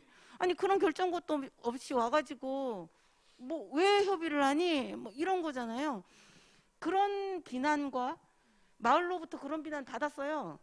그런 비난과 그런 속에서 학교는 뭐 그런 걸 느끼는 거죠. 아, 교사한테 주는 의사결정권이 진정한 권한의 위임이고, 그 권한의 위임이 있어야만이 교사는 그 자신 있게 마을하고 이야기를 하고 들어와서 한다는 거. 그 속에서 학교가 성장하고 교사가 성장하고, 그게 그 의사결정 전문성이잖아요. 그런 것들이 성장하고 아이들도 성장하는 걸 봤습니다. 더 궁금하시면 책을 보십시오. 네, 이상입니다. 책 너무 가부하지 마세요. 자, 지금 이제 박현 선생님께서 말씀하신 내용을 좀 듣다 보니까, 또 아까는 마을교육과정은 삶의 교육과정이라는 정의를 제가 좀 해봤는데, 지금은 마을교육과정은 공동체 교육과정이구나, 이런 생각이 듭니다. 그리고 그 텍스트를 마을로 바꾼 거지만 그 안에 숨어 있는 것은 아이들을 진정한 배움의 주체로 만드는 학생 주도 교육 과정이구나, 이런 생각이 듭니다. 결국 그 고민들이 쭉 저희 마을교육 정책과에서도 같은 맥락으로 고민해 왔었거든요. 예, 그런 점에서 좀 제 오늘 말씀 사례 발표로 좀 들어보고, 그런 거에 대한 토론이 좀 돼서 좀 더 마을 교육 과정이란 거 사실 저희가 정의를 내린 적이 없는데 좀 제대로 정의를 내리면서 좀 더 개념을 확산시켜야 되지 않는가 이런 생각이 들면서 이런 토론회를 준비하게 됐습니다. 자, 그러면 지금 네 분의 말씀을 들었는데 2017년인가요? 마을교육 과정에 대한 연구도 하셨고 또 올해 또 마을교육 과정과 관련된 인프라에 관련된 또 연구도 하시면서 실제로 또 학교에서 정말 마을교육 과정을 진짜 전선에서 실천하고 계시는 김현주 선생님께서 실천사에 대한 또 생각과 그다음에 또 거기에 대한 토론사항 이런 것들을 좀 말씀으로 또 해주시겠습니다. 자, 김현주 선생님 예, 발표하시겠습니다. 박수로 맞아주시기 바랍니다. 네, 안녕하세요. 선수들하고 함께하게 돼서 영광입니다. 사실 아이들이 그 교사들을 외계인이라고 부른댔잖아요. 우주에서 우주선을 타고 날아와서 1교시부터 7교시까지 외계어를 짓거리다 우주로 날아가 버리는 그런 가운데에서 그 아이들이 살고 있는 지역과 마을과 연계해서 뭔가를 해보시려는 이런 노력들이 왜 그 동네에만 있을까? 왜 그 동네에 몰렸을까? 이런 부러움을 좀 사면서 부러움을 가지면서 좀 들었습니다. 너무 감사하고요. 선생님들이 말씀하신 여러 부분들을 보면서 공통점들을 발견했어요. 근데 그 공통점을 보면 계속해서 연결하고 넘나드는 배움에 대한 이야기들을 하고 계세요. 거기에는 사람이 연결되고 넘나들고 있고요. 내용이나 방법이 있어서 사실 마을이 들어오고 마을로 나가고 마을을 통해서 배우는 배움. 우리가 이전에 마을교육과정이라고 이야기하는 어떤 그 규정 이런 것들이 없는 상태에서도 계속 이런 시도들은 교사들이 해왔던 것 같아요. 근데 이제 우리가 그것을 뭐 마을교육 공동체다, 마을교육과정이다, 뭐 지역교육과정이다, 뭐 삶을 담는 교육과정이다 여러 언어로 이야기하고 있지만 결국 그 교육과정 안에서 이야기하고 싶은 주제는 암과 나와 삶을 연결하는 그런 시도들인 거죠. 교과서에만 있는 배움들을 선생님들은 나로 연결시켰고 그 나가 결국에 아이들의 삶으로 나타내 주게 하고 싶어서 그래서 그게 그 교육과정들을 고민하다 보니까 이게 결국에는 텍스트와 나와 삶을 연결하는 과정 그리고 타자와 상호관계를 통해서 연결하는 교육과정 그리고 관계와 맥락을 통해서 경험하게 하는 교육과정 이런 것들을 하셨던 것 같아요. 그래서 아까 백윤혜 선생님이 써놓은 글들을 보니까 실천해 놓고 보니 마을교육과정이었다 이런 이야기가 있더라고요. 아마 이제 그것은 저희만 뭐 여기 계신 분들만 고민했던 것들은 아니고 이제 전국에 있는 선생님들이 어떻게 하면은 교과서에서 나와 있는 그 지식적인 그 암들을 이 아이들과 연결해서 활용해서 이 아이들의 성장으로 연결시킬까를 고민하고 계셨던 것 같아요. 근데 그것들이 이제 저희가 마을교육과정이라는 화두, 그다음에 마을교육공동체라는 화두 때문에 이제 좀 도드라져 보이고 드러난 거죠. 그리고 이것들이 이제 활성화되어서 조금 더 강조되는 그런 시점이지 않을까라는 생각들이 드는데 거기서 제가 이제 마을교육과정 연구하기도 하고 마을교육과정 이렇게 찾아다니면서 이렇게 많이 배웠어요. 그런데 무엇을 하는지는 되게 많이 나와 있어요. 그래서 그리고 교과서에도 사실 마을교육과정이라는 말들이 있기도 하고요. 그래서 무엇을 배울까, 어떻게 배울까는 있는데 그럼 도대체 왜 이것을 하는지에 대한 부분들이 좀 궁금하기도 하거든요. 그래서 우리가 흔히 얘기하는 교육의 목표, 아까 선생님들도 쭉 언급하셨듯이 교육의 목표나 학교의 역할, 그다음에 학생의 배움은 진짜 뭐냐라고 얘기했을 때 배움이란 것은 인간이 자기의 삶을 영위하기 위해서 배워야 하는 여러 가지 것들을 배우는데 그 안에서 나를 알고 나를 둘러싼 공동체와의 관계를 이해하면서 행복한 개인 그리고 건강한 시민으로 성장시키는 게 우리가 배움의 목적이고 교육의 목표라고 얘기하고 그 안에 그것을 하게 하는 게 학교의 역할인 거죠. 그래서 이제 그 안에 이런 다양한 배움들을 시도하는데 이 안에 이제 제가 드리고 싶은 거 그리고 함께 풀었으면 좋은 게 이런 어려움이에요. 학교 안에 이 선생님들이 말씀하신 부분은 교육과정 재구성을 통해서 사실은 이런 것들을 다 만들어내셨잖아요. 근데 아직도 학교 안에 교육과정 재구성도 어려운 학교들이 많이 있어요. 그리고 개별 교사가 이것들을 풀어야 하는 그 어려움이 있는 분들도 많이 계시고요. 시간표도 안 바뀌고 평가도 안 바뀌어요. 어디 나가려면 2시간이 필요한데 시간표 바꾸기가 너무 어려운 거예요. 그리고 거기다가 마을은 도대체 누구고 어딘데 내가 이거 발로 다 뛰어다니면서 교사가 찾아다녀야 돼 이런 고민들이 있죠. 그리고 제가 마지막으로 요즘에 자꾸 나오는 화두는 마을한테 물어봤니? 이런 거예요. 그래서 마을에 계신 분들은 본인들이 전문가고 본인들한테 물어봤으면 좋겠는데 교사가 이것들을 하는 과정들이 조금 더 협력이 되었으면 하는 요구들이 계속 있어요. 그래서 마을 교육 과정은 본인들이 하는 거야, 뭐 마을이 하는 거야, 아니면 교사가 하는 게 마을 교육 과정이 맞아 이런 그 화두들이 계속 나오면서 도대체 마을 교육 과정이라는 용어에 우리가 얽매여 있는 경우들이 많죠. 그래서 이런 이야기들에 대한 선생님들의 의견들을 좀 듣고 싶고요. 그래서 이제 제가 토론하고 얘기해 봤으면 좋겠는 거는 이 3가지예요. 연대하고 협력을 어떻게 만들어낼 것인가? 그냥 교사가 단지 찾아다니며 만들어낼 것인가? 아니면 마을이 학교를 두들기면서 만들어낼 것인가? 그리고 그러한 많은 교사들, 많은 마을에 있는 그 마을 분들 이러한 경험의 축적들을 어떻게 쌓아갈 것인가? 그리고 그것이 시스템으로 구축이 되는 방안은 없을까라는 거예요. 여기 계신 선생님들이 다른 학교로 가셔서도 그리고 많은 학교들이 이것을 시도하고 싶지만 하지 못하는 선생님들을 위해서 시스템으로 만들어지는 방법들은 없을까? 그래서 이제 여러 가지 화두들이 요즘에 나오죠. 뭐 학교하고 마을하고 교육과정 거버넌스를 구축해야 된다. 뭐 아니면 학교방 학습권을 인정해야 된다.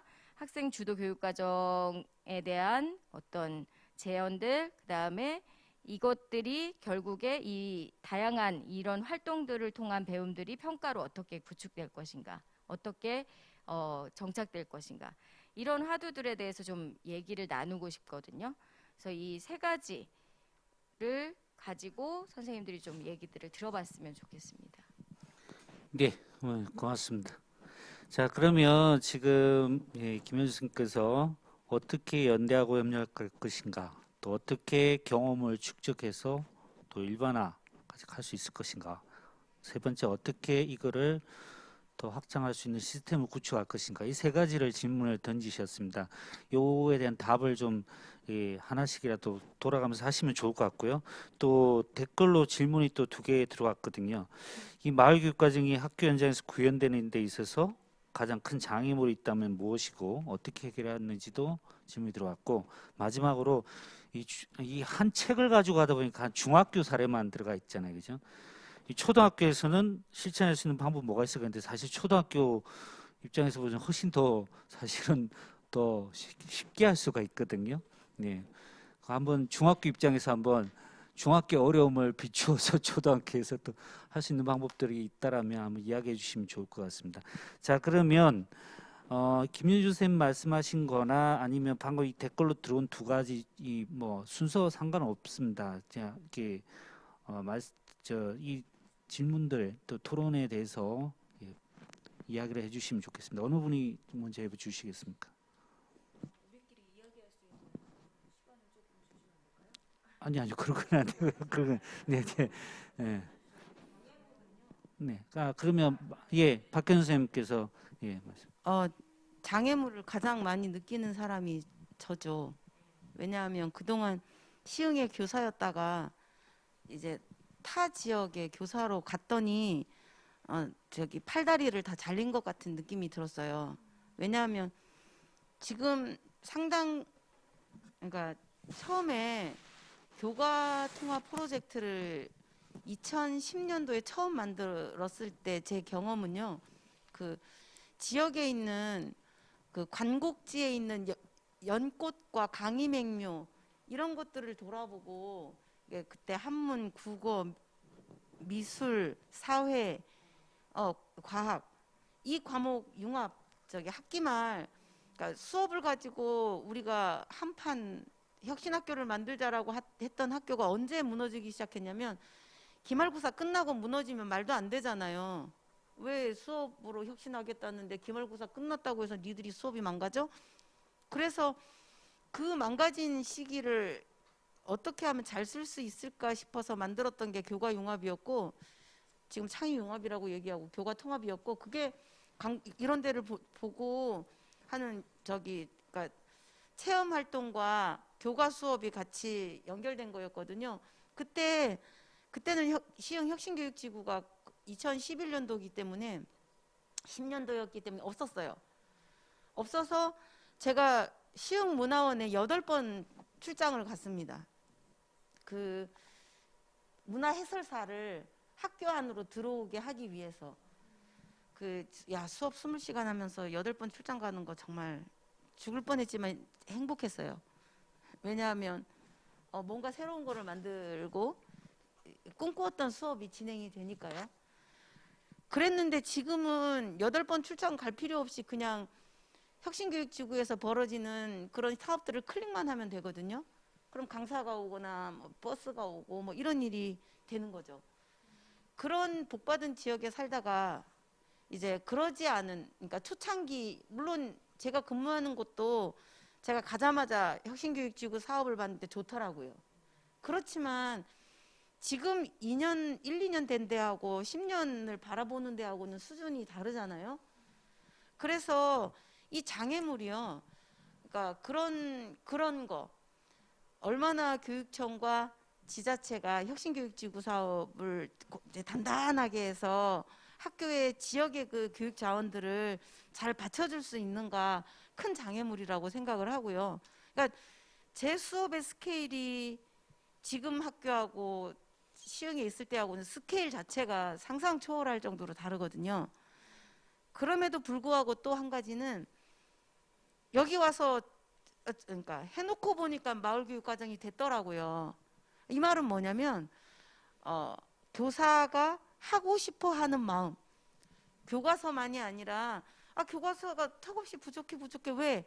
애들은 교과서 재미없어 하거든요. 그런데 너의 글, 선생님의 글, 내 친구의 글, 내 아는 사람의 이거는 수업으로 풍덩 빠져들기에 좋은 텍스트거든요. 이런 마음이 만들게 하거든요. 그래서 이런 교사가 하고 싶어 한다, 필요하다라고 느끼는 마음과 그 마음을 받쳐줄 수 있는 그런 여건? 그러면 가능하다고 생각을 합니다. 네. 그런 교사의 자발적 의지가 제일 첫 번째인 것 같고 또 이거를 또 이어나갈 수 있는 행정적인 또 재정적인 시스템 이런 것들이 학교뿐만 아니라 지자체 또 마을 다 이렇게 구축이 됐을 때 최대의 시너지를 발휘할 수 있는 거가 되겠습니다. 교사가 필요하다고 생각하지 않으면 이 좋은 것들이 아무리 완비돼도 네. 빛 좋은 개살구죠. 근데 필요하다고 생각했을 때 잘 완비되면 기가 막히게 이제 학교 이렇게 진행이 되겠죠. 근데 그게 이제 우리의 문제는 그게 순차적으로 또 동시에 이루어지는 곳이 많지 않다는 게 가장 큰 어려움인 것 같습니다. 그게 마을교육 공동체 정책과에서 열심히 애써주셔야 되는 거지. 그거를 저희한테 말씀하시면 저희가 상당히 아직 말씀드린 게 아니라 전반적으로 어렵다라는 말씀을 드린 거고 앞으로 그런 걸 해 나가기 위해서 이제 단계를 밟아가는 것이죠. 제가 토론자가 아닌데 이거 어떡하다가 네 그런 것 같고요. 자 그다음에 고 장애물 이제 넘어갔고요. 그다음에 그러면 이제 뭐 초등학교에서 할 수 있는 방안들, 뭐 중학교 입장에서 한번 제안해 줄 수 있다라면 어떤 셈이 한번 좀 해주시겠습니까? 네. 제가 초등학교 학부모님을 해보기는 했죠. 모두가 다 해보지 않으셨어요, 학부모님은? 그러긴 한데 사실은 중등 입장에서는 다른 선생님들도 그러실 거예요. 초등 되게 부럽다라는 생각을 할 거예요. 시간적으로. 그러니까 교과 넘나들기가 우리는 중등 같은 경우에는 교과가 워낙 분리되어 있다 보니 내가 수학이랑 과학이랑 같이 하고 싶어라고 했을 때 나는 국어인데 그러면은 수학 선생님을 붙잡고 있잖아 이렇게 시작해야 되는데 초등 입장에서는 사실은 내가 국어고 내가 수학이고 내가 과학이니까 정말 마음만 열고 아까 박현수 선생님께서 말씀하셨던 것처럼 필요하다라는 생각과 의지와 열정, 제가 아까 말씀드렸을 때처럼 사람만이 희망이라고 말씀을 드렸잖아요. 진짜 내가 필요하다고 생각을 하면 얼마든지 하실 수 있을 것 같고, 그 넘나들기에 대해서 너무 두려워하지 말으시면 될 것 같아요. 두려워하지 않고 그냥 도전하고 해서 실패하면 어때? 사실은 실패가 더 큰 성장을, 저희 책이 거의 실패 책이거든요. 그러니까 실패한 책이란 얘기가 아니라 실패를 풀어낸 책이라고 봐도 무방할 정도로 실패가 있기 때문에 그게 더 단단해져서 더 큰 성공이 이렇게 계단을 밟아갈 수 있었던 것 같아요. 그래서 이렇게 희망과 용기를 가지면 이게 답이 참 될진 모르겠지만 그러면 되지 않을까라는 생각이 듭니다. 네. 네. 실제로 교과벽을 넘기가 더 힘들죠. 초등학교에서는 교과벽을 교사의 의지가 있으면 얼마든지 넘을 수 있기 때문에 초등이 훨씬 더 좋은 환경을 가지고 있다고 생각합니다. 진짜 말씀대로 의지가 있다면 충분히 가능하다는 생각이 듭니다. 여기 보니까 마을 시장과 함께 교육과정을 운영하니 좋았다라는 댓글도 올라왔네요. 예, 그런 여기 축제로 가지고 있다면 여기는 이제 마을 시장과 함께 있다라는 분도 나오셨습니다.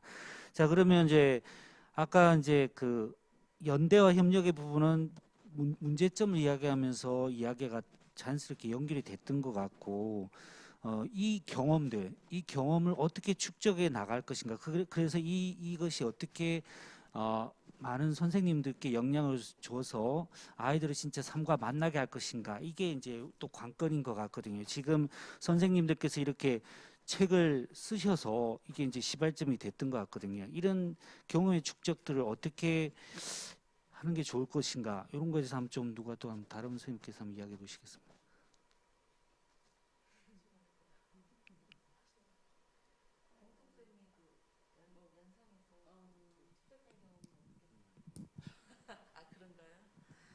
예. 저는 이게 저 장곡에서 10년을 있다가 시흥 밖으로 나가라 그래서 예. 남들도 가고 싶은데 못 가는 광명을 갔다가 2년 만에 다시 시흥으로 돌아왔어요. 근데 저는 집이 시흥이라 근데 저는 이제 어쨌든 제가 혁신학교 이전의 장곡과 혁신학교 이후의 장곡을 저는 경험을 했었고, 그래갖고 혁신학교 여기 계신 분들과 함께 하면서 정말 많이 배웠거든요. 그러니까 제가 20년이 넘어서 혁신학교를 만나서 아마 만나지 않았다면 저는 이 자리에 없었겠죠. 이미 학교 밖으로 나갔을 겁니다. 그런데 혁신학교가 저를 이 자리에 남게 했고, 다시 늘 얘기하지만 새내기 교사의 기분으로 다시 시작할 수 있었던 그 지점이 바로 혁신학교였었고, 여기만 있는 분들의 도움이었었거든요. 덕분입니다. 그래서 지금 이 자리를 빌어 감사를 드리고요. 근데 이제 경험의 축적의 이 부분에서는 저는 그랬던 것 같아요.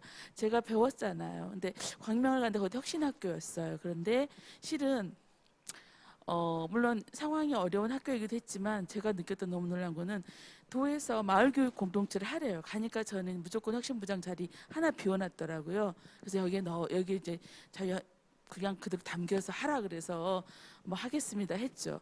근데 이제 마을교육 공동체 공문이 오는데, 그래서 하실 만한 뭐가 있는지 봤더니 그때도 벌써 2, 3년 차 됐을 텐데도 아무도 관심이 없는 거죠.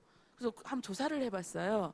근데 실제 그 학교에서 그 마을에 살고 있는 분은 행정실 주무관님 딱 한 분이셨어요. 광명이잖아요. 전부 서울에서, 부천에서, 성남에서, 안양에서 다 모인 곳이고요. 그냥 거쳐가는 곳이에요. 광명에 사시는 분들은 아무도 별로 원하지 않는 지역이기도, 아주 낙후된 지역이기도 했지만, 근데 거기서 마을교육 공동체를 하라고 하는데 누구도 관심도 할 수도 없어요. 또 워낙 출퇴근이 바쁘신 상황이다 보니까. 그래서 아이들하고 저는 했었거든요. 사회적 동아리를 하면서 진짜 마을 학교도 찾아가고 박 교수님 인터뷰도 하고 이제 이런 거를 그냥 전 얹어봤던 거는 그 계기는 뭐였냐면, 제가 그걸 놓을 수 없었던 거는 배웠기 때문이죠. 제 경험치가 있었기 때문이겠죠. 그러니까 이제 그러다가 그냥 이제 다시 시흥으로 오게 돼서 여기 왔더니 혁신학교가 아니고 일반 학교, 혁신공감학교였거든요. 혁신공감학교에 와서 보니까 선생님들 정말 좋으시고 열심히들 하고 계시는데 교과통합 수업 쪽이나 이렇게 좀 마을과 연대되는 교육활동도 이렇게 그다지 이루어지고 있지는 않았었어요. 그래서 그 찾아가는 공정무역교실도 저도 이제 시흥에서 늘 공문이 내려 보내죠. 신청을 하면 오시는데 그거에 대한 관심도 없으셨던 거죠. 그래서 그러니까 중요한 건 누군가 시작을 해보는 거예요. 좀 말씀했지만 그 경험의 축적이라는 거는 제가 배웠으니까 그걸 또 풀어가는 거잖아요. 그래서 한번 아이들하고 그 수업을 해봤어요. 우리 아이들에게 적어도 그것도 옆 동네 아이들은 뭐 공유경제 얘기하고 저기 뭐자 그 락원 프로젝트 하면서 아이들이 막 춤추고 정말 자기들의 삶을 실천하고 행동으로 옮기고 저기 광화문까지 가서 수요 집회에 참여하고 하는데 여기 하여튼 정말 열심히 공부만 하고 있는 거예요. 너무나 교육과정에 충실한 주어진 그들의 교육과정을 너무나 충실하게 잘하고 있는 거죠. 그래서 교과서적인 지도고 교육과정 내에 있는 것도 좋지만 한번 조금씩 우리가 연대를 마을과 만나보고 이런 지점들을 한번 해볼 수 있었던 바로 그 힘이 저는 이제 제 경험이었다고 생각을 하고요. 그 경험이라는 건 누군가를 만들어 가야 되는 거잖아요. 그러니까 거기에는 결국 관심이라는 게 필요할 수밖에 없을 것이고요. 지금 그 공정무역 그 수업이 3년째 지금 하고 있는 거거든요. 학년 부장이 바뀌었지만 하고 있어요. 또 담당 교사가 바뀌었지만 그 진행되고 있는 거는 그걸 어느 정도 저는 시스템으로 만들었다고 생각을 해요. 그게 바로 이제 아시다시피 2월에 교육과정 연수를 하잖아요. 우리는 혁신학교는 아니지만 이미 경기도에서는 전부 다 2월 연수가 거의 자리를 잡았어요.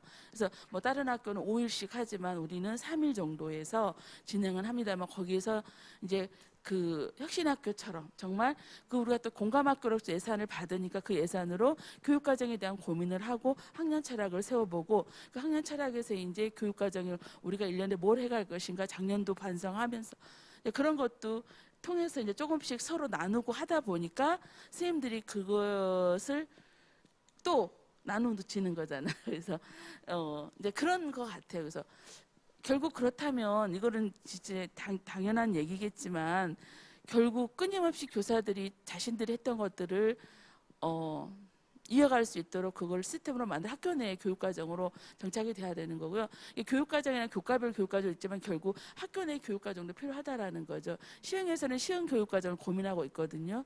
시흥 교육과정을 지금 내년에 아마 본격적으로 만들 것 같은 올해 아마 만들려 하다가 코로나로 인해 쉽지가 않았고 내년도에 아마 시흥 교육과정 고민할 거고요. 또는 학교는 학교만의 교육과정도 분명히 있어야 된다고 생각을 하거든요. 교과서는 수십 종이에요. 다만 거기서 어떤 텍스트를 가져오고 어떤 자료로 아이들하고 만나는 성취 기준으로 또 하나 핵심 역량이라든가 이걸 지향해야 할 아이들의 어떤 삶의 미래상이라든가 인간상이라든가 민주시민이나 이런 것들 방향들은 같은데 거기서 어떤 텍스트를 가지고 어떤 자료를 어떤 경험을 아이들에게 녹여내서 그거를 스며들게 해서 정말 우리가 꿈꾼 나름의 우리가 지향하는 정말 올곧은 또는 반듯한 또는 비판적인 그런 사람으로 만들어내는가는 결국 배움의 과정에서 우리가 뭘 던져주느냐 또 함께 뭘 고민하느냐 이런 지점이 있지 않을까 싶거든요. 그렇다면은 과감하게 학교 교육과정을 만들어가는 것도 그리고 또 그 학교에 어떤 사료를 남겨두고 그걸 얹어가는 것 쭉 그게 이어가는 것도 될 것 같고요. 또 하나의 슬픈 거 나쁜 거는 아무리 좋은 것도 내가 싫으면 싫은 거잖아요. 그 학교 시스템으로 만들어놨어도 그 학년을 누가 맡느냐? 일단 저는 1학년 이걸 만들어놨는데 이 교육과정이 싫으면 내가 떠났어요. 다음 후임이 왔어요. 그 다른 사람이 교육과를 맡아서 이 수업을 하겠느냐? 나는 싫어요. 그럼 그건 또 못하는 거잖아. 강요할 수도 없어요. 그래서 그 지점이 저도 고민이더라고요. 내가 네, 떠나온 네. 학교도 그렇고. 네. 제가 이 고민 이제 저도 하면서 저의 고민이기도 해요. 그러니까 이제 뭐냐면 교사가 바뀌면 아무래도 이제 계속 해오셨던 경험들이 그 동네에 내가 살고 다시 또 오시잖아요. 그러면서 이어져 오는 경험들인데 교사가 바뀌었을 때 그 학교의 교육과정으로 남게 될 것이냐라는 고민이 계속 들어서 참 안타깝고 어려운데 이제 저는 그 마을교육과정 안에서 이렇게 해보셨던 경험처럼 학생이 주도하고 대부분 방법들이 학생이 주도하고 마을이 참여하고 거기에 학부모님들이 함께해요. 그러면 교사들은 2년, 3년 만에 바뀌지만 아이들과 그 동네에 사는 아이들과 학부모님이나 마을은 사실 연결되거든요.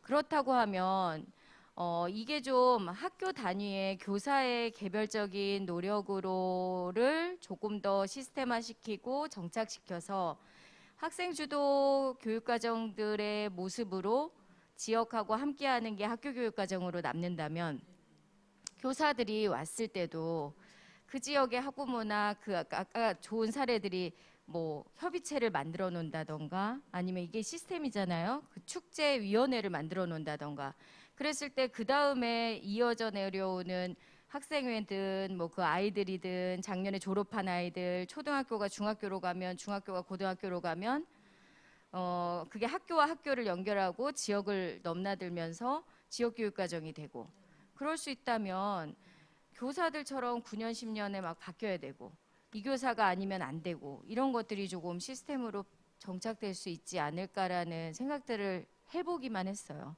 근데 안타까운 게 그 가운데 중간 지원 조직이나 아까 얘기했던 뭐 교육청이나 이 노력들이 좀 함께 협력과 연대가 돼야 되겠죠. 예.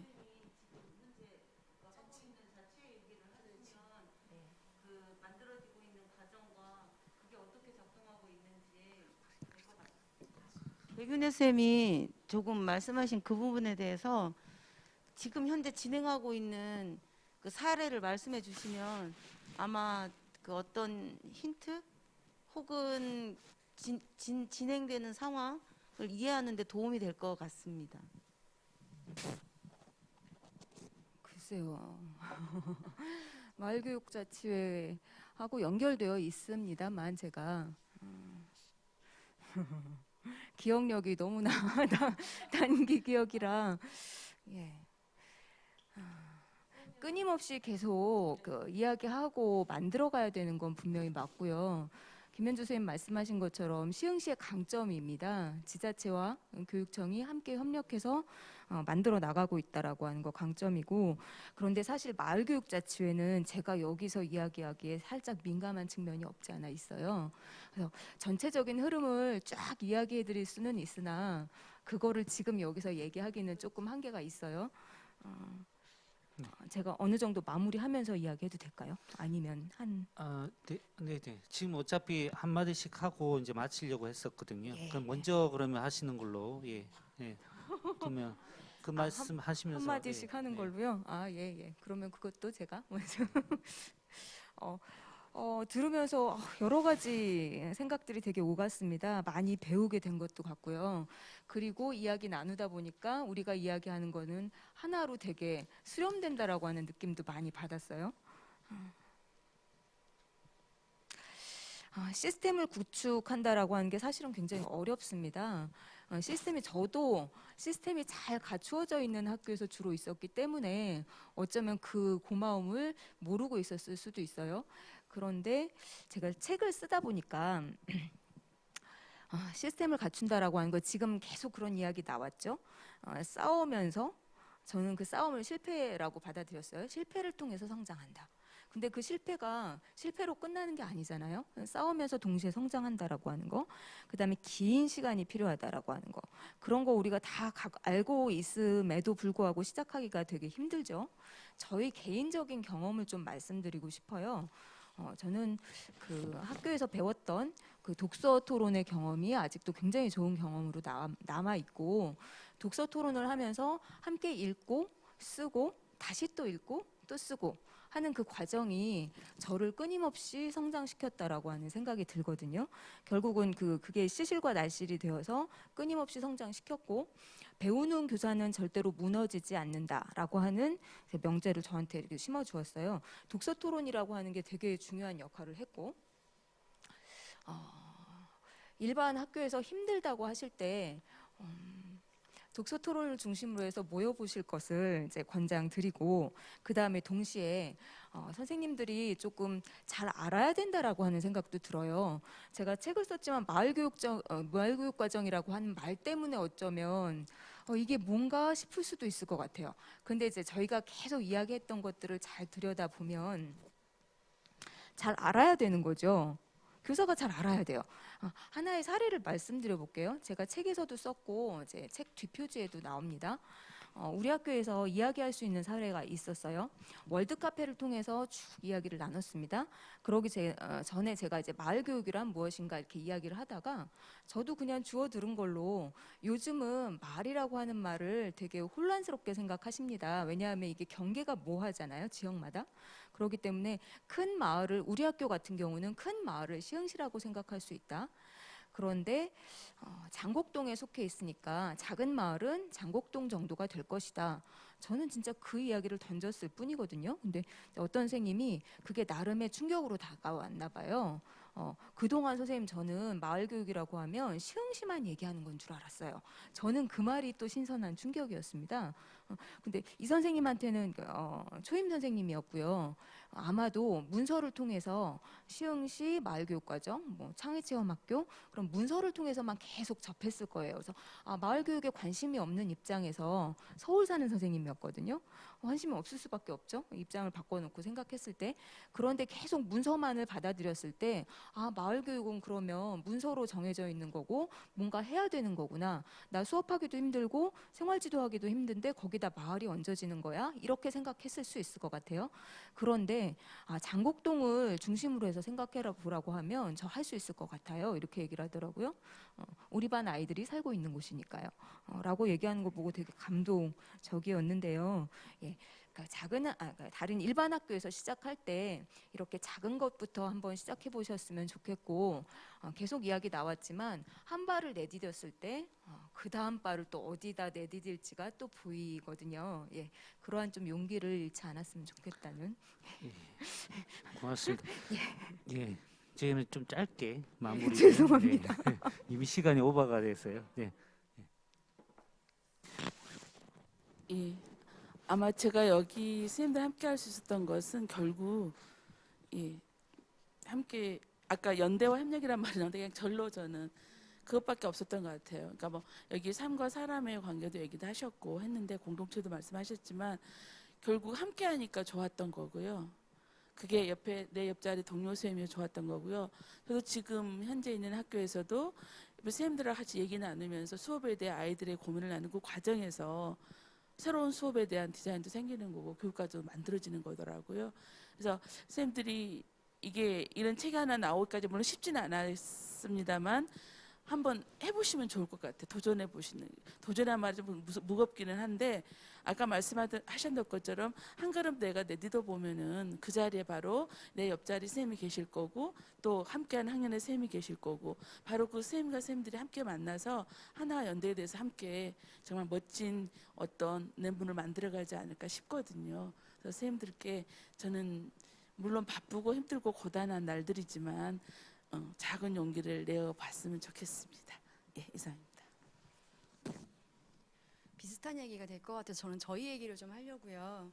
이 시간을 통해서 더 큰 책무성을 얻게 됐어요. 제가 이제 장곡의 화석이 돼가다 보니까 장곡에서 나가래요. 다른 지역을 가는데 가장 걱정이 되는 건 아까 얘기했던 것처럼 제가 가는 지역에 아이들이 살아가는 터전이 어떤 곳인지 그 역사를 아는 게 되게 중요하다고 했잖아요. 어떻게 알 수 있지? 이게 되게 고민인 거예요. 그래서 많이 배워야겠다. 많이 배워야겠다. 더 열심히 배우고 공부하고 그 다음에 제가 경험해본 입장에서 이 경험을 퍼뜨리기 위해서 다른 사람과 손잡고 같이 함께하기 위해서 열심히 하겠습니다. 네.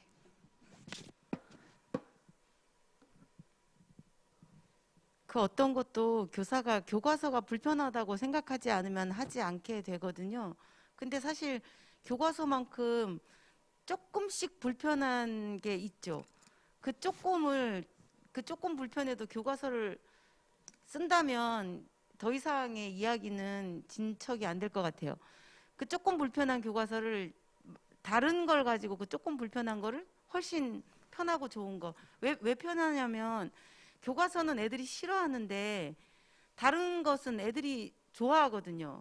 그래서 내가 애들이 좋아하니까 수업이 즐겁고 행복하고 그래서 쓸데없는 아이들과 갈등을 벌이는 게 많이 줄어들죠. 조너선 코졸이 얘기했는데 교과서의 감옥에서 벗어나기라는 얘기 그게 결국은 교과서 이외에 학교 이외에 다른 것들을 두리번거리게 만드는 그 힘이라고 생각합니다. 네. 선생님들 말씀하시는 가운데 싸움, 힘듦, 지난함 이런 게 묻어나와요. 행복하면서도. 사실 그 이유가 다름을 만났기 때문이겠죠.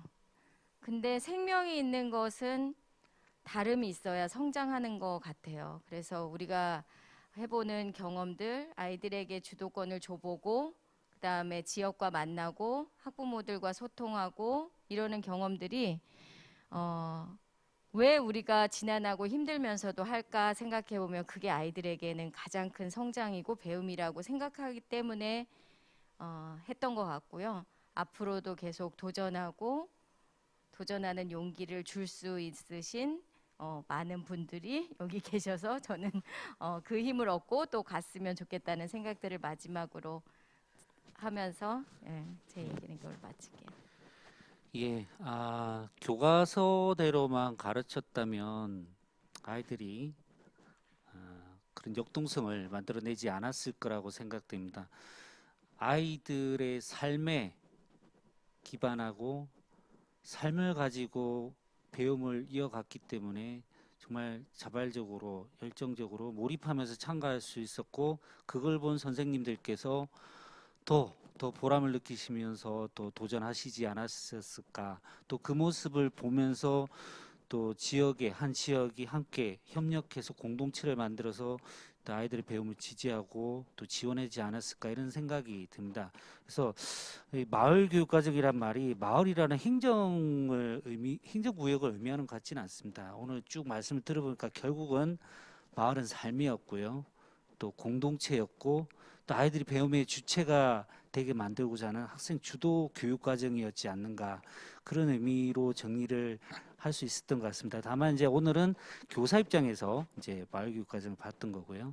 또 마을에서는 또 다르게 생각할 수도 있겠죠. 네, 그런 것도 계속 우리가 또 탐구해 나가면서 이게 정리를 해 나가는 것이 필요하지 않는가 숙제로 남겨두고 이상 오늘 마을 교육 과정을 그리다 이 온라인 실전 사례 발표 겸 토론회를 마치도록 하겠습니다. 긴 시간 들어주셔서 고맙습니다. 감사합니다. 감사합니다.